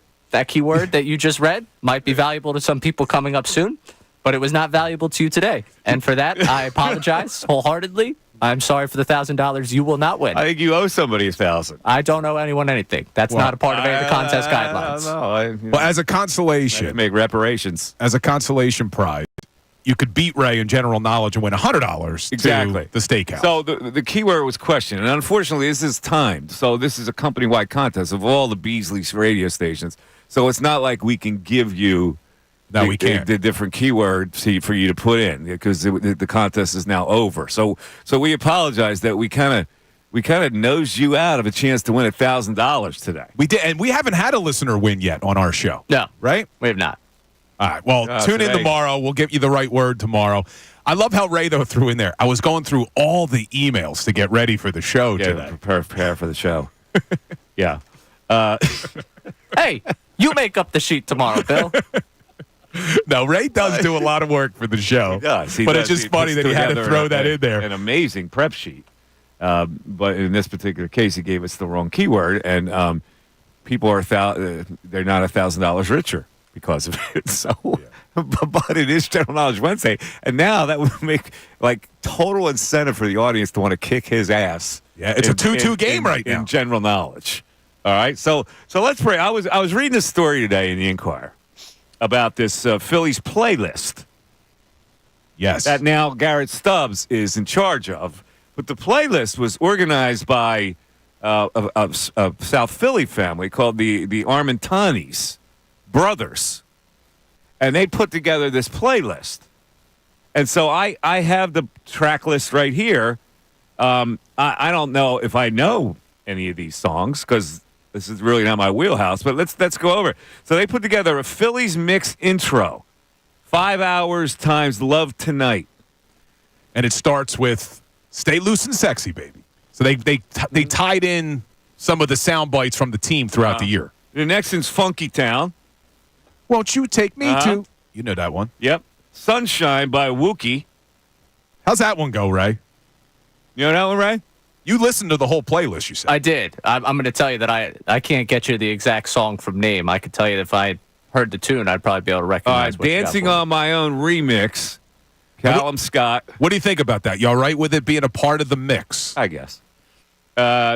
Dick Down in Dallas. Can I say that? I guess I can. I don't know, Ray. That's the song. Well, it's the song. We're not going to find out. That's what the title of the song is. It's on the playlist. Yeah, we're not going to say it just to be safe. Take Me Home, Dixieland Delight and Won't Back Down mix. Die for You, The Weekend. Just Want to Rock. Sandstrom. I don't know what that is. Kirby and Dreams and Nightmares and Rather Be and Butterfly Effect mix. And you've heard of the Sandstorm. If you heard it, you know. It's like a club song. Okay. Last Night It Poured. Fukumin, Never Felt a Love Like This. You Proof. Sex on Fire. Sex on Fire, is that the that's the what their brother? Brother Leon. Leon, yeah. Kings of Leon. There we go. Kings of Leon. $1 Million Baby. $1 Million Baby. Not so bad. A-OK. That's the A-OK song. Oh, that's a mix. A bar song. So they got the A-OK in there. All right, a bar song by Shabuzi. Get In With Me, Boss Man Diao, I'm Me, Lil Wayne, Yeah, Glorilla, Big That Plug, Mask Off, Mask Off, and you know these songs? Mask Off and Day and Night. Broadway Girls and Going Too Far. Thought You Should Know and Be With You. Fat Bottom Girl. Stacy Mom, a Jay-Z remix. Real Love and Kind of Love We Make. Gimme, Gimme, Gimme by Fat Tony remix. Tequila, Kaomi edit. Falling Down and This Is What You Came For. American Nights and Love Fool. And Stick Season WWYD. There you go. That's your playlist. You know, right. We should be playing some of these songs on a return if they're that hip. These are songs that I really don't know, but you would know them if you heard a lot of these. Yeah, I think you would recognize some of them. Yeah. Okay. You would know a lot. One of the songs is called $1 Million Baby. Did you ever see that movie? Yes. All right. So I went to see that movie, and there were 5 old women sitting in front of me. Uh-huh. It's a long movie, sad movie. The movie ends, and right when the credits hit, the one old woman turns to her 4 friends and says, I thought we were coming to see a musical. Oh, really? Oh, my God. Because it's called $1 Million Baby. It's like the opposite of a musical. Oh, you're not. But That's she sits such a through, tearjerker. But, Mike, she sits through like over 2 hours and then turns and says, I thought we were coming to see a musical. $1 Million Baby. That's awesome. All right, let's take a break. Because I told you that I'm going to give the audience a chance to be music critics. And it involves the new singer for Linkin Park. Yeah, I like it. All right. You've already revealed. So, like, you're not supposed to reveal. Oh, what? Did You're I like supposed it? to listen.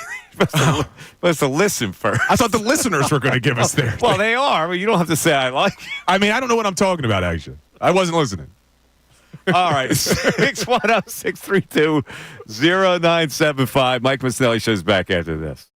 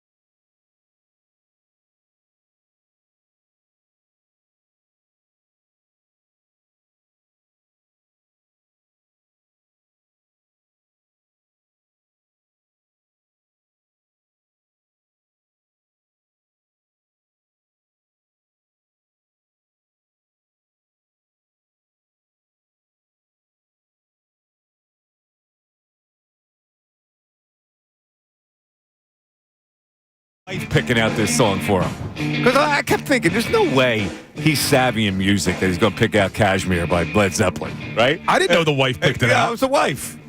The wife picked out the song. Speaking of wives of Philadelphia athletes, did you see Claude Giroux's wife's tweet last night? Why don't you bring that to light? Claude had a little problem up there in Ottawa, as they say. What happened up there with Claude? So, I think her name's Ryan, but she tweeted out last night. Local girl. He met her here, I think. Good morning, Ottawa. Claude Giroux's car was stolen last night and is currently actively driving. Unable to get a hold of Ottawa police until 10 a.m. Looking for other suggestions to hear from other people in Ontario. Wait. What time was she tweeting this? I don't know. What time was she tweeting this? Let me see. She can't get a hold of the police department until when? Till 10 a.m. Till 10 a.m.? Yeah, so she... What time was this when she was tweeting? She tweeted this out 4 hours ago. So it wasn't last night. 8:30 in the morning. She tweeted out that his car was stolen and they can't get a hold of the police until 10 a.m. I guess the police department doesn't open until 10 in Ottawa. They don't come in until 10? Could you imagine? There's a murderer at my front door. We'll be there at 10. It's like McDonald's. No breakfast after 11. Oh, come on, man. So wait a minute. They have a tracking on this car, and they know where it's going, but they haven't been able to. They could tell it was being driven. That's like a Seinfeld episode, right? Brad Garrett, the comedian, just took Jerry's car, and he's on the loose. Watching it just drive around. So 2 hours ago, she tweeted again, "Thank you for all your help. We're not banking on ever seeing this car again, but stay tuned." Well, I feel bad for him, but it's funny. Oh, my God. Oh, Ottawa police got in on it. So then they tweeted back at her, "We're sorry to hear this. If a crime is in progress, call 911 at the time of the incident." And she says, "We did initially call 911. This is crazy. Well, you know what? This could be repercussions. It's wild. Do you remember what he did in Ottawa many years ago? What did Claude do? He grabbed the privates of an Ottawa police officer. Oh, that's right. When he was drunk, right? Yes. Oh, man, they're probably like, sorry. Yeah. Oh, my God. This is like a case study. Yeah, this is crazy. Yeah. Oh, that is wild. All right. So I want to get back to the Mike's mantra, and I want to see how many people agree with this, because this is based on what we went through yesterday with the young kid who had been so sour on the Phillies all year and just got nauseating. And then all of a sudden they win the NL East, and he was like, "I love this team."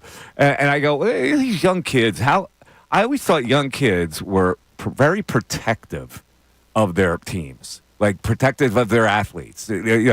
Older school people, they get a little more cynical. But the young kids, they're like, "How dare you insult our athletes?" And so I thought they were more fanboys than anything.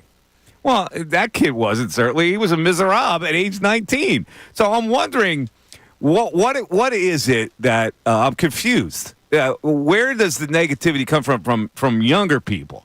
But my mantra has always been this. I try to be as fair as possible. If a team deserves criticism, I will rip the living daylights out of them, as you know, Bill. Well, if you don't do right by your fan base, I am unhappy. I think your responsibility as a team in a major city like Philadelphia is to put your best efforts forward to build a team that is a championship contender, which is why I've stayed off the Phillies, which is why I've said stop worrying about this. This is a good team. Appreciate this team. It's going to be a 1 or 2 seed. I've been consistent in saying that. Am I right? You have, and this is what I want to call you out on. Because a caller called in earlier, and they said, if last night was a scheduled loss, why do you still play all of your top hitters? And your response, quote, because I wrote it down, because you still need to win the game. Yeah, that's what I'm saying. You can't assume that anything is a scheduled loss coming down the stretch. Hold on. You said you still need to win the game because the seeding matters. But yet you have gotten on my case when I said Dombrowski should have done something so every fifth day is not a scheduled loss. You're muddying the waters here because you're not understanding what I'm saying.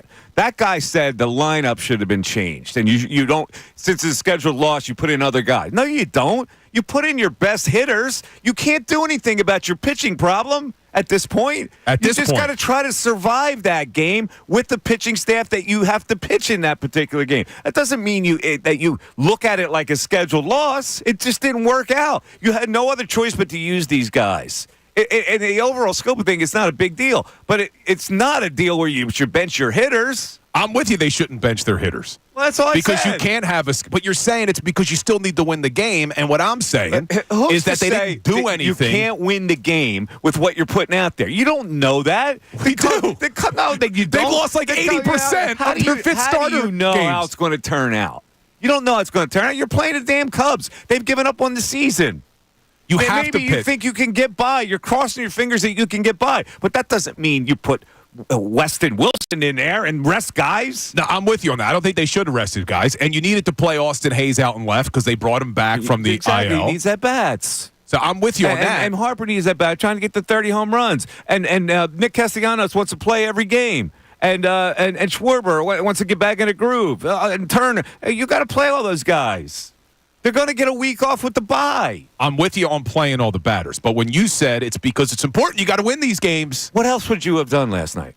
You always take both sides of an argument. No, I'm not taking both sides. And you make it one. What could they have done last night except the Bill plan, which was Dave Dombrowski at the trading deadline should have done something to avoid what happened last night? No team avoids it. It's a fifth starter. They all go through the same survival period by trying to put a guy out there, a bullpen game. This guy, that guy, bring it up in mind. They just try to survive a fifth starter. I said to you, I don't want to have the fifth starter argument anymore because we don't have to ever see them again. But since we're on the point, I don't feel that there is any other team that was in a postseason race like the Phillies were that had as bad as a fifth option as the Phillies had. Okay, see, you're a lawyer.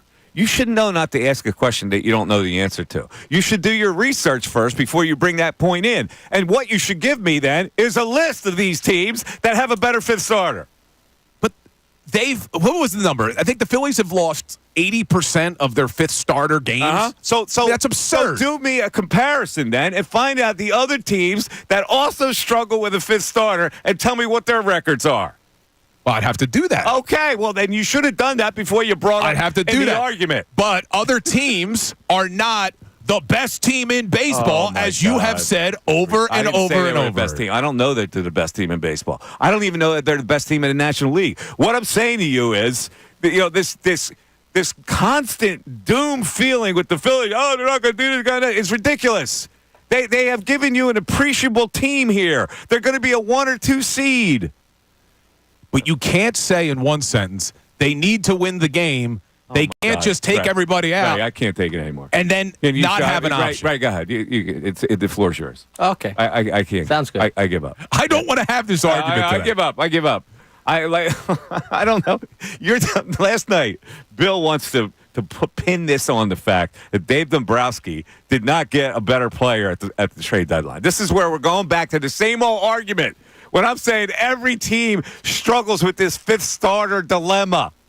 And so they were just trying to survive last night, hoping that their hitters would be able to bring them through. It didn't work out. It wasn't the end of the world. And the good news is it's probably not going to matter. So I am ready to move on from it. But I still disagree with that decision. Pain in the ass. All right, let me move on to this because I want to make everybody a music critic.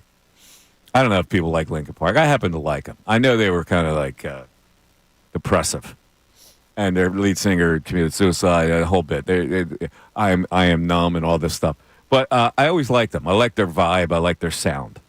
So, when Chester Bennington dies, they're left in a lurch. What do you do with this Mike Shinoda, who was his partner, tried to go out on his own. That wasn't very successful. So they go, okay, I have an idea to resurge the band.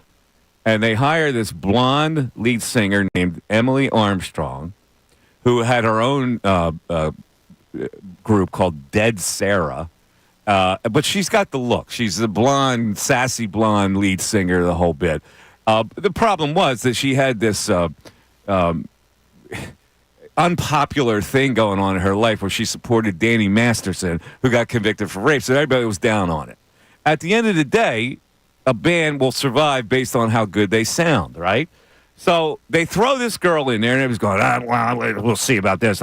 So I want to make everybody a music career, even if you don't like Linkin Park. I'm going to play this song they just released. This is their new song. Right, what is it called? The Emptiness Machine? The Emptiness Machine.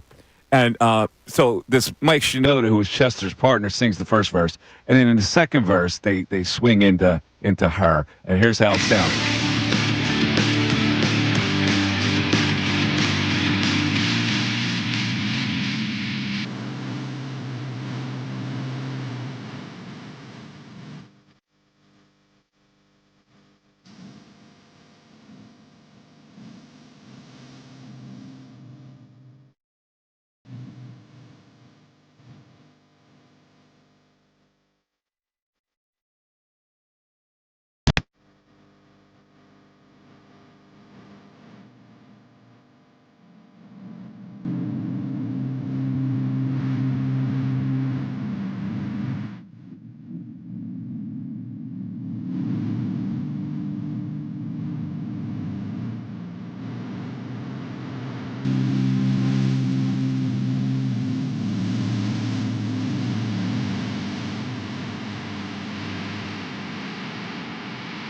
All right, did you bring that down? All right, now I'm going to tell you, that is straight fire. You're a fan. Right? That is straight fire. I believe that girl has now given this band a resurgence that's going to go through the ages. I like it. Is it only one song that we have with her? Did they release any other songs They yet? released an album, I think. I think it's the first. This is a song off the album they just released with her. Yeah, I'll have to check it out. I do like it. That girl is fire as the lead singer, and she kind of has that Linkin Park, that reverberation going. She sounds like a mix between Linkin Park and a little Evanescence. Yeah. Right? Pretty good. Yeah. Amy Lee. Yeah. Evanescence. I do like it. I do like it a lot. Ray, you a fan of that song? She has the way of making an E sound like an A while she's screaming it, which is exactly what you need when it comes to that type of stuff. That girl is rock fire. So I know some people may have a problem with her background, but Linkin Park needed something like that. They were dead. Yeah, I didn't even know that they were looking for a lead singer. I thought they were done. I guess it was in the works. They had some plan to resurge, and this is the girl's going to do it. I like it. All right, so the text board is open. If you're a rocker and you have any comments on that, 610-622-0975. I give it a thumbs up. Bill gives it a thumbs up. If you don't like it, you don't like it. We got Linkin Park coming back. We got Oasis coming back. It's like a resurgence of the early 2000s. But Oasis has hit a snag. What happened? Well, Liam who is going on, and he's appearing and singing with a band, and they say his voice is terrible. Oh, man, I don't like to hear that. Yeah, they said that it was very unpleasant to listen to him sing. He can't sing anymore. Oh, man, I was so excited about that. I know. I was too. Well, he's got time to get it together, but the reviews on him... He's not that old. How did he lose his voice already? Well, he wasn't a singer at first. Oh, I don't know. Maybe not all these years of not singing. I don't know what's going on, but I can tell you that there were some reviews saying, "Oh my God, it's painful to hear him." You just reminded me. My mom went to see Tom Jones the other day. That guy's still singing in his 80s. It's not unusual to be. She went to see Tom Jones. And she's like, oh, he was impressive. His voice sounded great. Is he still swerving the hips? It's got to be at lip age syncing. 80? Right? You got to imagine it's lip syncing at that point, right? I don't know, man. She was like, he was great. Tom Jones. Jones, where did she see him? I think he was at one of the casinos. What was he at Tom and Jerry's on McDade Boulevard? I think it may have been at Parks. I don't remember what casino it was. Oh, my God. But, yeah, she was like, hey, he was great. Oh, man. All right, let's get back to the phones. Let's go Dan and Broomall. Dan, you're on 97.5 The Fanatic. What's up, Dan? Hey, what's up, Mike? How are you? How are you, buddy? Listen, you deserve a medal for sitting next to this Bill guy and talking baseball with him. A medal. Let's hear it, Dan. Phil, I'm sorry. You sound like a nice guy. You know nothing about baseball. Let me hear it. What don't I know? You're happy with the fifth starter option for the last 3 months. You've been good with that? Oh, my. You were good with it. Oh, God. Just hearing your voice and with baseball. So let me hear it. I want to hear where I'm wrong, Dan. I want to hear where I'm wrong. Bill's getting upset. You are a typical no knowledge Philadelphia fan when it comes to baseball. I'm still waiting for where I'm wrong, though. You keep saying I don't know anything. I want to know where I am wrong. I'm willing to admit I'm wrong, but you got to tell me where. The fifth starter, who are you going to get? You bring it up after the fact. The fifth starter doesn't matter when it comes to the playoffs. It doesn't matter when it comes to the playoffs. I agree with you. But when the Phillies were fighting for a 1 or 2 seed, it got pretty damn close, didn't it, Dan? But it didn't matter in the end. And they got a little lucky with that. Oh, they got lucky? I'm sorry, where are we? Are we the 2 seed? Are we not the 2 seed?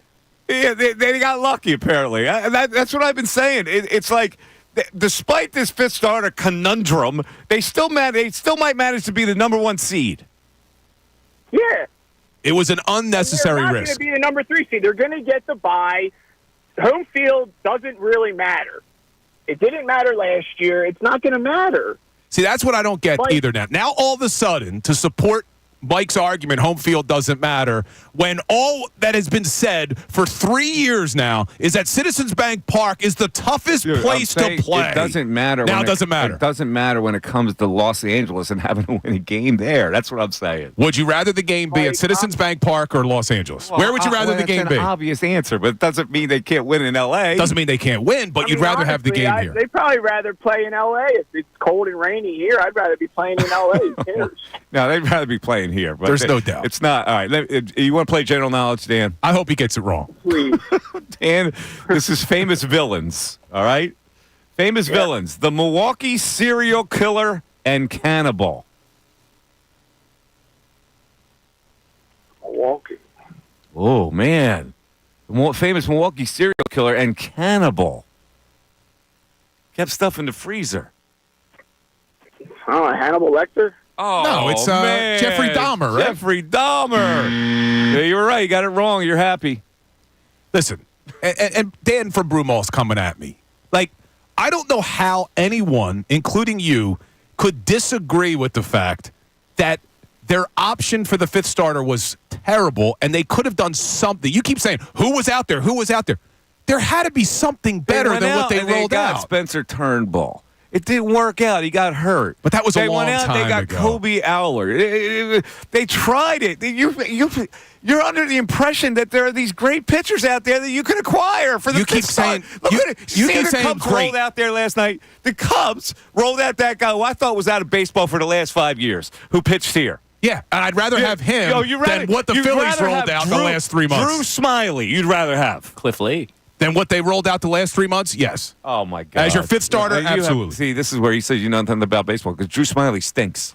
Right? Drew Smiley, that's the type of pitcher you would acquire. The Drew Smileys of the world. That guy that they got from Texas a couple years ago. Kyle Gibson. That's the type of players I have heard you say multiple times that you can't believe what people complain. Who are they? Why did they go back to Walker? And you keep saying they don't have any other option. Get another option. I'm ripping their farm system, which is a legitimate concern that they don't have anybody in their minor league system that can come up and give them innings. That's who I'm ripping, and that's legit.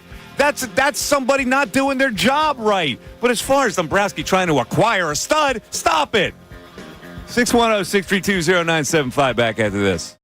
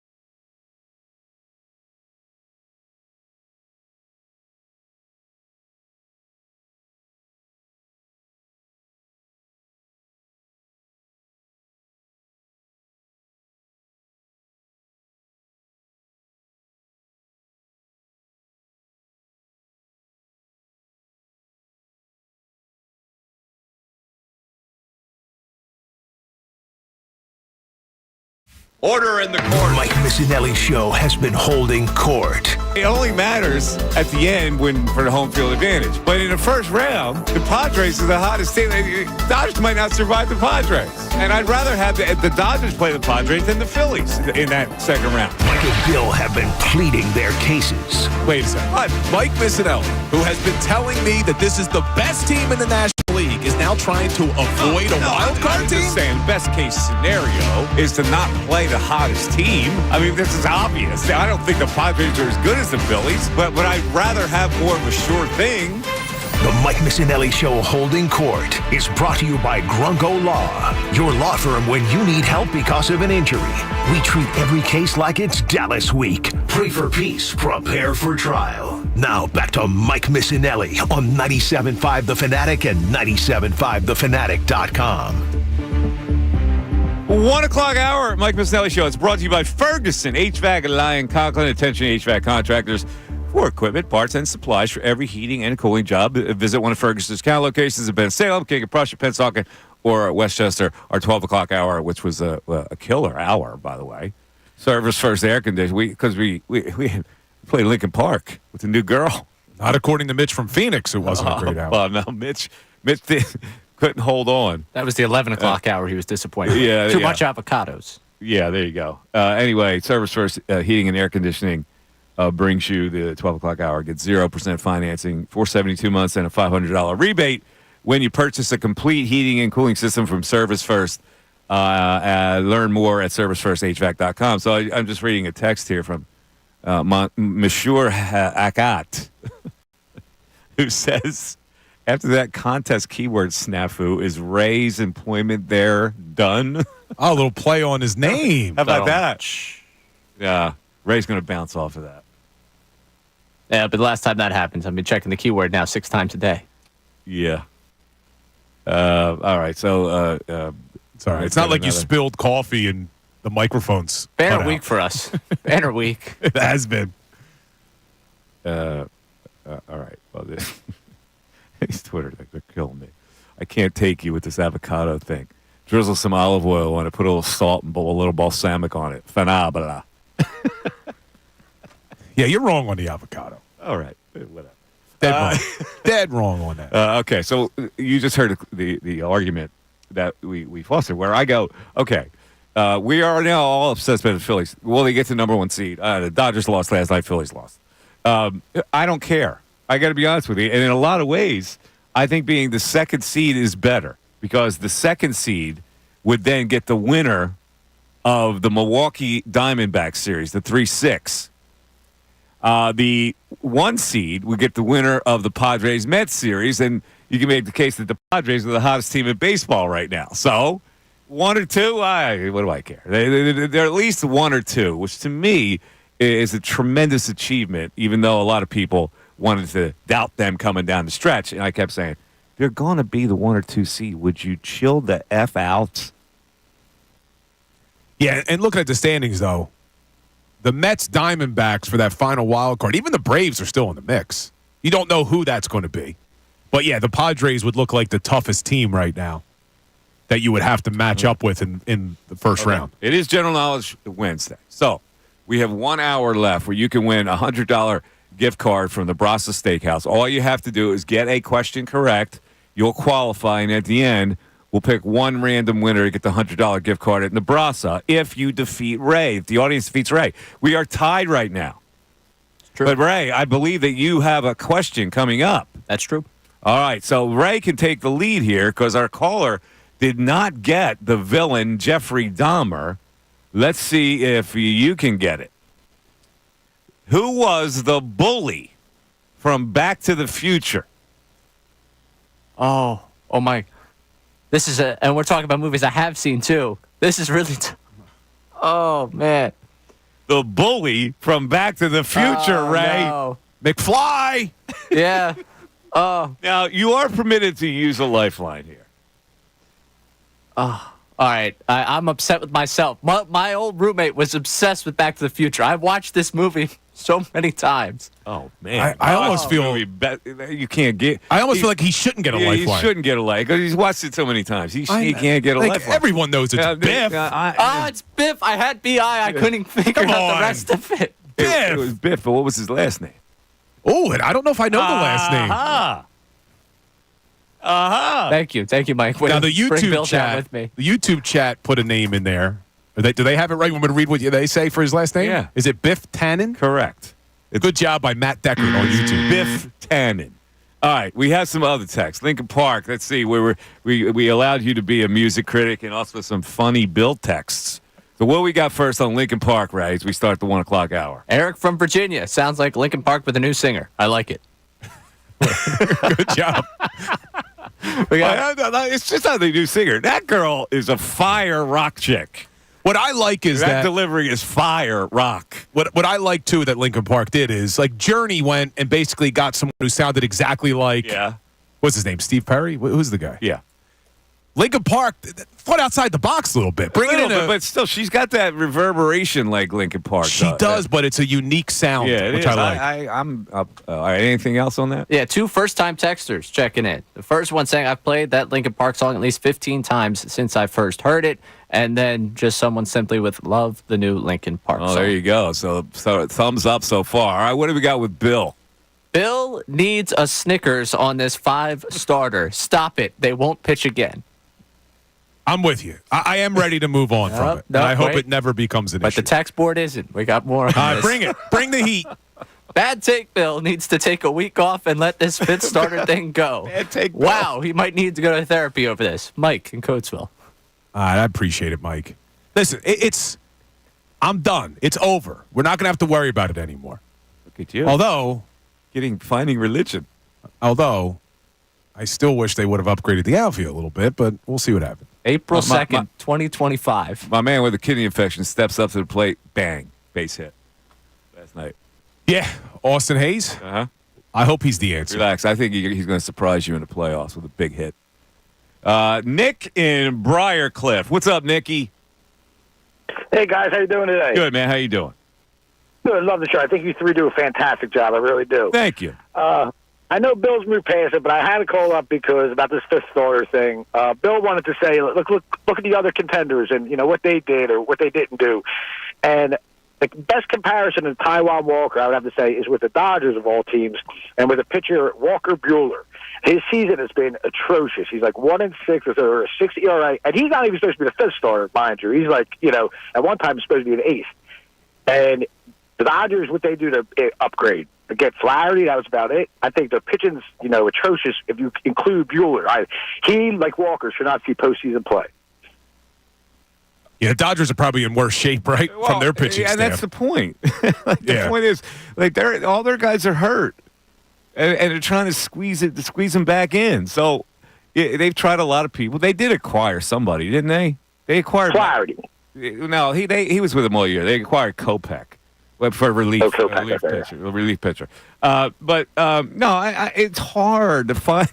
First of all, if you're a really good pitcher, nobody's going to give you up. And if you're a marginal pitcher, they'll give you up, and they want to fleece you. And at that point, it's not worth it. I agree. There you go. All right, man. You ready for your general knowledge question? I think I am. Okay. This is the 2010 Decades quiz, which is right in Ray's wheelhouse. Okay, so let's go with this one. What was the video game that overtook Tetris to become the best-selling video game of all time? Halo? That's incorrect. I want to take a guess at this. So this is the 2010s. Yeah. A video game that overtook Tetris is the most sold. Correct. I'm going to say Roblox. Incorrect. Oh. Ray, you got an answer for this? There's a couple rattled around in my head, but I'll go Modern Warfare 3. Minecraft. Oh, that's a big miss by me there. Yeah. That's a massive miss. Should have thought there. that. I said Roblox. Should have thought Minecraft. All right, Ray. 2010's decade, a chance to take the lead. They trade for Flaherty. When did they get Flaherty, though? He's been with them for a lot of the season, hasn't he? They got him. I think got him at the close to the trading deadline. Yeah, Did pretty they? close. Yeah. All right. Well, I'm End of mistaken. July. Well, that was a good pickup for him, but there was nobody available. They had to pay rich for him. Yeah, we'll find out what they paid for him. Nobody was available at the deadline. Nobody. Do I sound like Mike now? We'll see what they paid for. Is he rubbing off? And we'll see if it was worth it. And also, they didn't have any starter. So they needed. So they had to reach out for a guy and pay a lot for him because they had no one. The Japanese guy got hurt. Kershaw was hurt. Walker Buehler was supposed to be out for a season. Their whole staff was decimated. All right, Ray, here's the question. Terrorist leader killed by U.S. Navy SEALs in Pakistan. Oh, Pakistan? I don't remember where he was killed, but Osama bin Laden? Correct. Oh, it's a 3-2 Ray game. Takes a 3-2 lead. Is it bad that I just did that because of Phillies Mets that night and I was watching as that happened? You are? You didn't see the movie Zero Dark 30? Really good movie. Excellent. I actually think I did see that one. I like Jessica Chastain. I like when the Navy SEALs creeped in, and they knew where he was, and they go, Osama. That scene, Osama. Yeah, that was a good movie. It really was. All right, let's go to Chris in Levittown. Chris, you're on 97.5 The Fanatic. Chris. This is Ish, not Chris. It's Ish. What's up, Ish? How are you? Molto bella, tutti frutti. You get it? What? Oh, no. It was a line out of a movie. My bad. Yeah, I didn't know Tootie. That didn't resonate with me, but go ahead. Oh, my bad. No, I wanted to talk about the fifth starter that Bill keep mentioning. I think next year we need to get a new starter, but now we need to focus on the playoffs. And I think, they should go with like a 3 to 4 man rotation and then just bring in a bullpen. I don't think it's really necessary for us to, dwell on a fifth starter. Well, the fifth starter's done. There's not going to be any fifth starter anymore. Taijuan Walker won't throw another pitch rest of the season. And maybe ever in Philadelphia. Thank God on that one. And then with Nick Sirianni, I don't know if you guys were talking about him today, but I don't want to rush him out of town right yet. I just think his decision. We know he's still calling plays, so we can't be too hesitant about that. But it's still Kellen Moore's offense. So to me, we have to have a little more confidence in Nick Sirianni or going along the way. Why? Tell me why I should have more confidence in Nick Sirianni. Okay, I do want a general knowledge question. I'll give you one, but just tell me why I should have more faith in him. Because I think we kind of rushed Doug Peterson out of here after he won the Super Bowl for us. Ish, man. I've stuck up for Sirianni, but using Peterson as an example right now is not a good one, man. He's on the hot seat in Jacksonville. Peterson went 4-12. And he's close to getting fired in Jacksonville. Yeah, you're right about that. Yeah, he always agreed. Man, stick to your guns, man. If you believe in your point, don't let Bill bully you off your point. No, I get it. He's brought up the 4-12 season, and 4-12 is like, come on. At 4-12, I mean, Andy Reid had 4-12. They had to zip him. Yeah, and he is about to get fired from Jacksonville. So yeah, I don't think he was a great coach. I think he caught lightning in a bottle. That's how they won the Super Bowl. You didn't like his play calling? No, I wasn't a big fan. I didn't think he was the sharpest knife in the drawer. I remember that. You never liked the Doug. No, I didn't. Yeah. And Mike, you were actually online in a newspaper about your podcast. I just wanted to let you know that. Where? Which newspaper? You was in Levittown now. Oh, yeah, I gave it. Yeah, the guy J.D. Mullane wrote the story. I had him on as a guest in the podcast. I didn't know you're a police officer down in Bristol Borough Township. My uncle was the police chief when that murder happened. Okay. Yeah, I read about it in there. I didn't know that. Yeah, you should follow the podcast. You should listen. I'm glad you brought that up. Here's your general knowledge question first, because I have an update on the podcast. Another episode has come out, the episode that I've been really urging people to listen to. All right, this is easy general knowledge. Can you watch it on YouTube? Yes, you watch it on YouTube. Just type in The Coldest Murder, or you can get it on a podcast and just type it in The Coldest Murder. So here's the question. Who did Angelina Jolie marry in 2014 and then divorce in 2019? Billy Bob Thornton. That's incorrect. But she was married to Billy Bob Thornton, but not in 2014. She married this person after they did a movie together, I believe. No. Mr. and Mrs. Smith, right? What? Yes. It was Mr. and Mrs. Smith. That's correct. So Brad Pitt. Brad Pitt is correct. So, Ray, you could take a commanding lead here. Here is the question. What is the most common word in the English language? Most common word? Yes. The? The is correct. Wow. Ray is going to emerge triumphant. Hold on. We may have to go to the scorecard here. Is it pronounced the? The or the. Whatever. Isn't the? Shut up. Shut up. 610 Let's hit a break. Listen, folks. This is a chance to get a $100 gift card at Nebraska. I need some calls. Ray can go on his slump here. It's 4-2, All Ray. we need is a tie. A tie wins. We need 2 correct answers from the audience to make you eligible for the $100 gift card from Nebraska. 610-632-0975. We're back after this.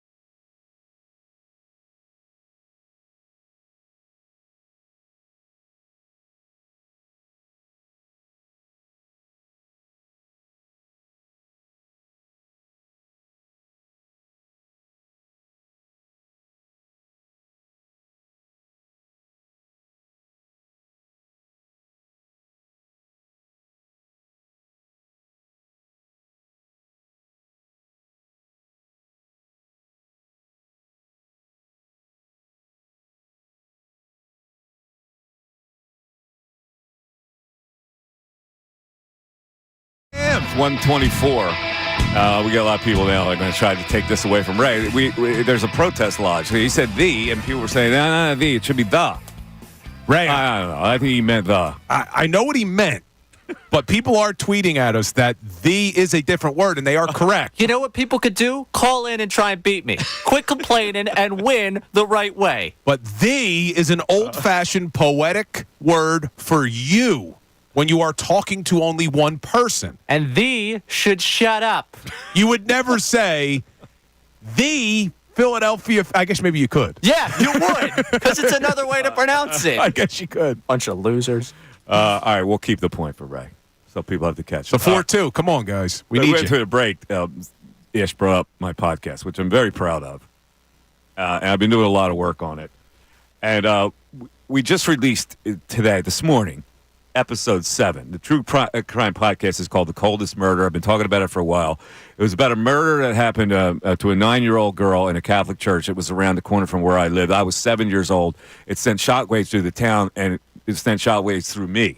And I've always wanted to do something on this. So what I've decided to do is create this True Crime Podcast, and it's kind of going over the entire case where I get into the lives of the major suspects and the whole bit.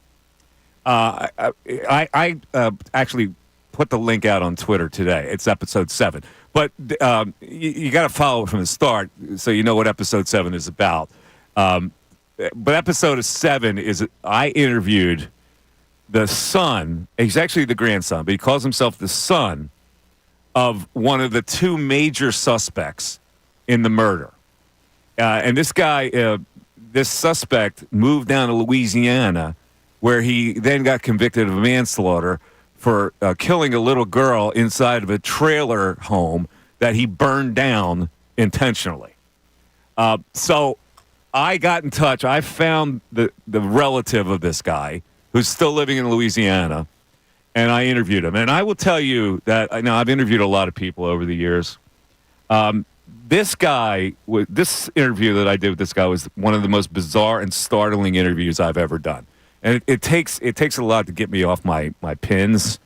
But this guy, he's got that Bayou accent, and he described what it was like living with this guy who is a suspect, and that he had no idea that he was a suspect in a 1962 murder, nor did he have the details of his grandfather burning down the trailer home, which caused his mother irreparable brain damage and killed another little girl. And you're convinced? I don't know. Listen, if you're following his podcast, the main suspect was the priest in the church.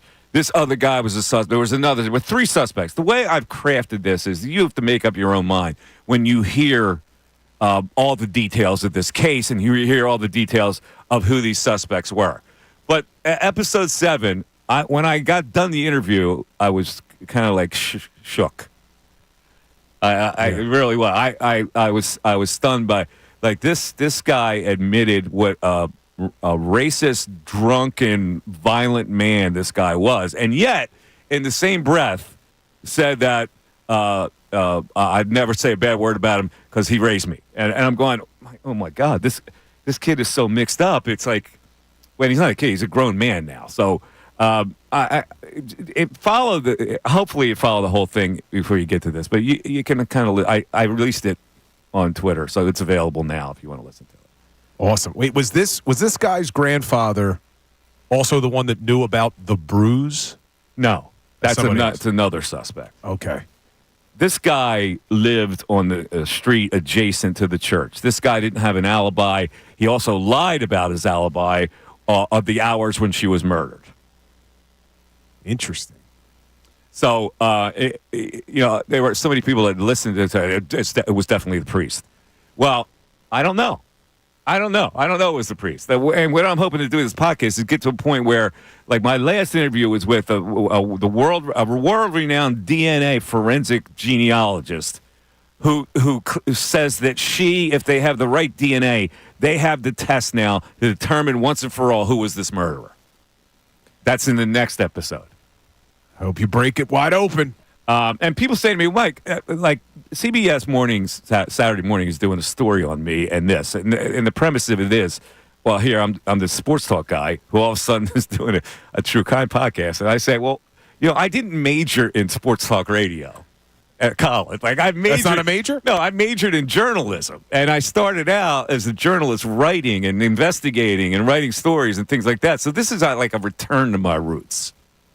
Nah, it's pretty cool, man. It's pretty cool. When's the CBS doing that thing? Well, they were in my house yesterday. They were here filming us doing the show, and they were in my house filming me doing the last podcast. And the next step is they're going to take me through my hometown again, where I'm going to narrate through the streets on where the church is and where my house was, and then we're going to sit down and do an interview. Very cool. All right. 610-622-0975. Let's get to Keith in Kentucky. Keith, you're on 97.5 The Fanatic. Keith. What's up, Keith? Hey, how's it going, Mike? Good, man. How you doing? I want to talk about the Nick Sirianni thing. Yes. Yeah, I'm telling you right now, I don't have a problem with Nick doing what he did. Oh, I don't either. I'm not against the calls at all. Well, 100% I am not against it, and I'm not against 100% not against whatever he did. He didn't do wrong. Okay, so let's go over it. The pass to Saquon the game before, I thought was a good call. It didn't work, but people were calling him an idiot for that call. I thought it was an aggressive call that would have sealed the game, and Saquon Barkley just didn't catch the ball. Now, I would have kicked the field goal in the last game. So I would not have made that call, but I can't fault. I've seen that play, the fake tush push, work. So maybe he overthought it, but if they get that first down, the Bill is against it because they wouldn't have had any time left anyway to try to get in the end zone, and that's why Bill is against it. But frankly, if I was a coach, I would welcome taking one shot to the end zone to get a touchdown. So I didn't have that much of a problem with it. I do not either. So as a Eagles fan, I have my discrepancy against it, but if it works, it works. But it didn't work, and that leaves you open to criticism. See, when you make call, when you make an aggressive call and it doesn't work, then you look like an idiot. So that's the aggressive call. But I agree with the aggressive call. I mean, for us, if the aggressive call doesn't work, then we don't win the Super Bowl with Doug Peterson. Yeah. So I agree with the aggressive call. Okay. I got you, buddy. Now, would you like general knowledge question? Because the audience has to catch up here. Okay. All right. Are you good with this, you think? I hope so. Oh, all right. Here's the question. And listen, these are random questions, and you got an easy one, I think. The question is, and it's in famous villains category, he wants to snack on Little Red Riding Hood. Big Bad Wolf? That is correct. All right, is that really a question? Hold on a second. Keith in Kentucky draws within one of Ray. It's a barn burner headed into the final segment. It's the Big Bad Wolf. He would have not gotten that one. What big eyes you have. Oh, Mike Missanelli Show. Return after this.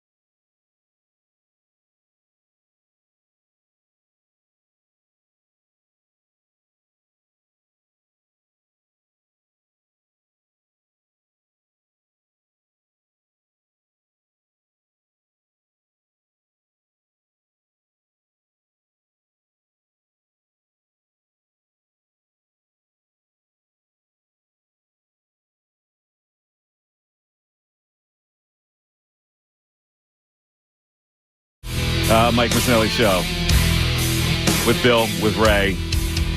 Coming down the home stretch here on John Lawrence Wednesday, but we just talked about Zero Dark 30, and I'm looking at my Twitter, which is MikeMiss25, and Dead Patsy checks in.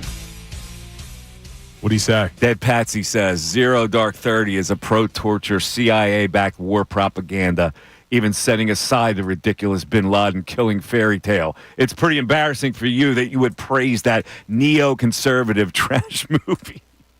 Oh, come on, man. Good Lord. I thought it was an entertaining movie. I know. I think his problem is that there is some torture involved in it. And I look at it like, people, oh, you're such a liberal. Guess what? When it comes to ferreting out terrorists, I don't care that they poured water over a guy's head. I really don't. Anyway, let's go back to Nick in Glenside. Nick, you're on 97.5 The Fanatic. What's up, Nick? What's going on, gang? How's everybody doing? Good, Nick. How you doing?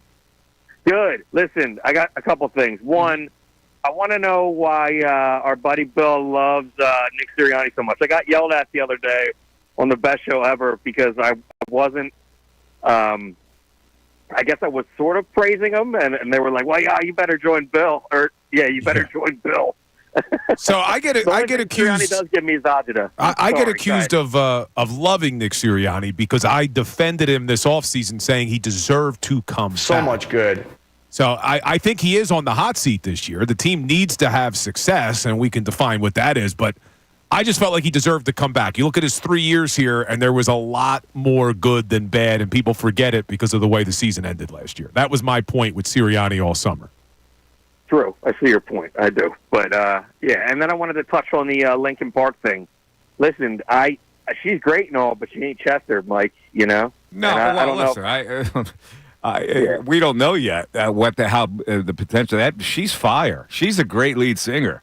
So listen. I know Chester Bennington was tremendous. I get it, but I think this is going to be a resurgence for them with this girl. Yeah, a lot of people have problems with them calling themselves Lincoln Park, but most of them are there. Yeah, listen, you got to move on. That's their brand, and they're taking a shot with a new lead singer. And so, I like that song. I think that girl's fire. Yeah, I think so too, but you're not going to get Chester when you want him. So yeah, okay, I got it. All right, man, it's the General Knowledge Wednesday for you, and so this is very important because you can tie the score. So, listen, the main reason I came here was because I heard Ray talking smack, and listen, I wanted to help the cause. All right, well, this is so-called easy general knowledge. Okay. Okay, so here is the question. Let me see. Oh my God, these are so easy. All right. Well, all right, I'm going to give you something that's somewhat challenging. What country's citizens are often called Kiwis? Oh man, people from New Zealand. I think that's right. Correct. Wow, that's a great job right there, Nick. Hold on a second. Nick ties the score. Wow. All right, Ray Bob. Hey, I got to give him props because after he said he called in just because I was talking smack, I was so ready for him to get that wrong. So props to you, Nick. Okay, Ray. What is the longest river in South America that also is the name of a social media outlet? Oh. South America, that's also a social media outlet? Yes. Not a delivery company? Well, it'd be the Amazon. That's correct. All right, it's the Amazon. He takes the lead. Oh, my God, this is coming down the stretch. 5-4, right? Dan in Northeast Philly, you're on 97.5 The Fanatic. Dan. How are you? Good, man. How you doing? Welcome back. 10-2 is always so boring. So, welcome back. You think we're looking at deja vu with Wentz and Hurts again? If he has another bad year, you think they move on? I don't think they're moving on. They got a ton of money invested in them. So, no, I don't think they would move on from him after this year. Nope. And I got one word to describe Sirianni. Bozo. He's so bozo. Every time I'm the dumbest coach in the world. My ears hurt. Well, But, Mike, my problem you're with trying that. to ignore the press conferences Bill's going to say. Go ahead. Well, He my doesn't come off problem wrong. is people calling him a bozo, people calling him a clown. I disagreed with the decisions on Sunday, but you can't look at a guy who's had the amount of success that he has had in 3 years with the Eagles and just say he's a complete bozo. I know you don't like his press conferences, either do I. I don't like the way he talks to the media. But he can't be a bozo and the team win as much as they've won during his tenure. It's just not possible. Name one successful coach that says it's a collaborative effort. Name one. Collaborative. Shut up already. Just coach. All right. I think that was just a throwaway line to get the media off his back. Yeah. But, all right, Dan, now it's the moment of truth. You can tie the score here in the 2010s decade quiz. What virtual currency is worth over $100 billion at the end of the decade? Crypto? Well, that's more of a general term. Yeah, it's general. It's got to be more specific. Bitcoin. Bitcoin is correct. Oh, tied. We're tied, Ray. Ray, you feeling a pinch? No, not really. He's calm today. He is calm. All right. Ray, I don't know that you're getting this one. Okay. I got to be honest with you. City in which you could find the world's tallest building, and it's not a United States city. It's in the Middle East. Yeah, no, it's the UAE. United Arab Emirates? Yeah, it's. That's not a city. Yeah, I know. I'm trying to work through my brain where this that's is. where the city is there? Is that what you're saying? I think. I don't know. Abu Dhabi? Incorrect. Darn. Dubai. Dubai is the city. So we are tied. 5-5. We are tied. I don't know if this has ever happened where we got 10 correct answers. And we're going down a stretch with a tie at 5-5. Well, you did say easy was in the category today. Yeah. Well, that wasn't easy. Oh, I mean, it wasn't Dubai as easy wasn't as easy? It wasn't as easy as the villain in the Red Riding Hood. Well, some are easy, some are more difficult. Carl in Bucks County. What's up, Carl? Hey, Mike, your fascination with this murder case, it's akin to me with the boy in the box. It haunted me for every day of my life from the time I read about that story. Yeah. By the way, the woman that I had, the forensic genealogist, was very prominent in solving the boy in the box case. So we talked about that case in episode number 8. We used to play touch football in a field a block away from there. Yeah. I mean, every day of my life, when they found that, I went to the funeral, and it was when I put a baseball next to the headstone. I mean, that thing broke my heart. Yeah, it was. And that happened in, people don't know the boy in the box. That was a Philadelphia story. And in 1957, the kid disappeared, or they found the kid in a box, and they didn't determine who he was until like 2019 through DNA. So this is where I'm going with my case. It's on a par with that. I wish you well with that. Thank you. Anyway, I wish people would stop picking on Sirianni. You know, Sirianni, I don't know how he does it. He just does it. We're winning. And we pick apart the fact that the guy's a little silly. He's a little goofy. But there's got to be something there. If all he does is maintain an even keel in the locker room and they win games, I'm not going to pick him apart. Like Hank Stram said, we're matriculating down the field. Yeah, but Carl, they lost 7 of their last 8 last year. I mean, my God. Yeah, but now they're not. Well, it's not like they're on fire. They're 2-1. All right, I get you. All right, here's the general knowledge question for the win. Okay. Who was the owner of the Psycho Motel? It was Bates. What's his first name? Norman Bates. Correct. Wow. All right, so Ray has to tie here, but the audience has won. Yeah, because even if tie goes to the runner. This is a gimme. I want to even give Ray. Yeah, that's all right. That doesn't even need it. The audience wins, and we need to get who the winner was at random, and we'll get that in a second. But right now, it is time for closing arguments. Now, closing arguments on the Mike Missanelli Show. Brought to you by Lowenthal and Abrams Injury Attorneys. Injured in an accident, call 800-876-LAWYER or visit LowenthalAbrams.com.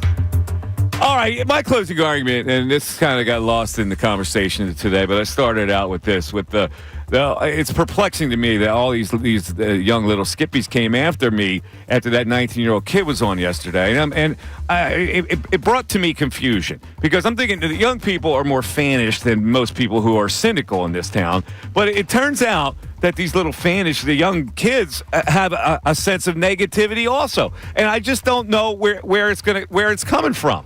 In addition to that, I got railed yesterday by a woman who said that it was a disgrace that I ridiculed another woman taking selfies in the Phillies locker room yesterday, and it wasn't. It was Jamie Lynch that we said could be the guy, but it wasn't. We corrected ourselves. It wasn't the guy. But back to the argument. The guy who called yesterday is the same guy that got engendered sympathy for republishing the call he made yesterday, saying I was too hard on him. And the only thing I was hard on is his flip-flopping, because I went back into his Twitter account, and he had written this year in August, late August, the Phillies aren't winning. No division, no playoff series, no nothing. And then he came after they won the NL East and said, I love this team. So I don't get it. I don't get where young kids are so sullied by past disappointments in the town when, frankly, in their lifetime, it's been pretty decent. Yeah, I think it's in the DNA of Philadelphia sports fans, but we don't need to rehash it because we got to announce our winner. Our winner is Nick from Glenside. Congratulations. You win a $100 gift card to Nebraska Steakhouse. Thanks for playing General Knowledge Wednesday for today. Thanks, everybody, for listening. We really appreciate it. Right, nice job, but you got beat. Bill, terrible job. We'll talk to you tomorrow.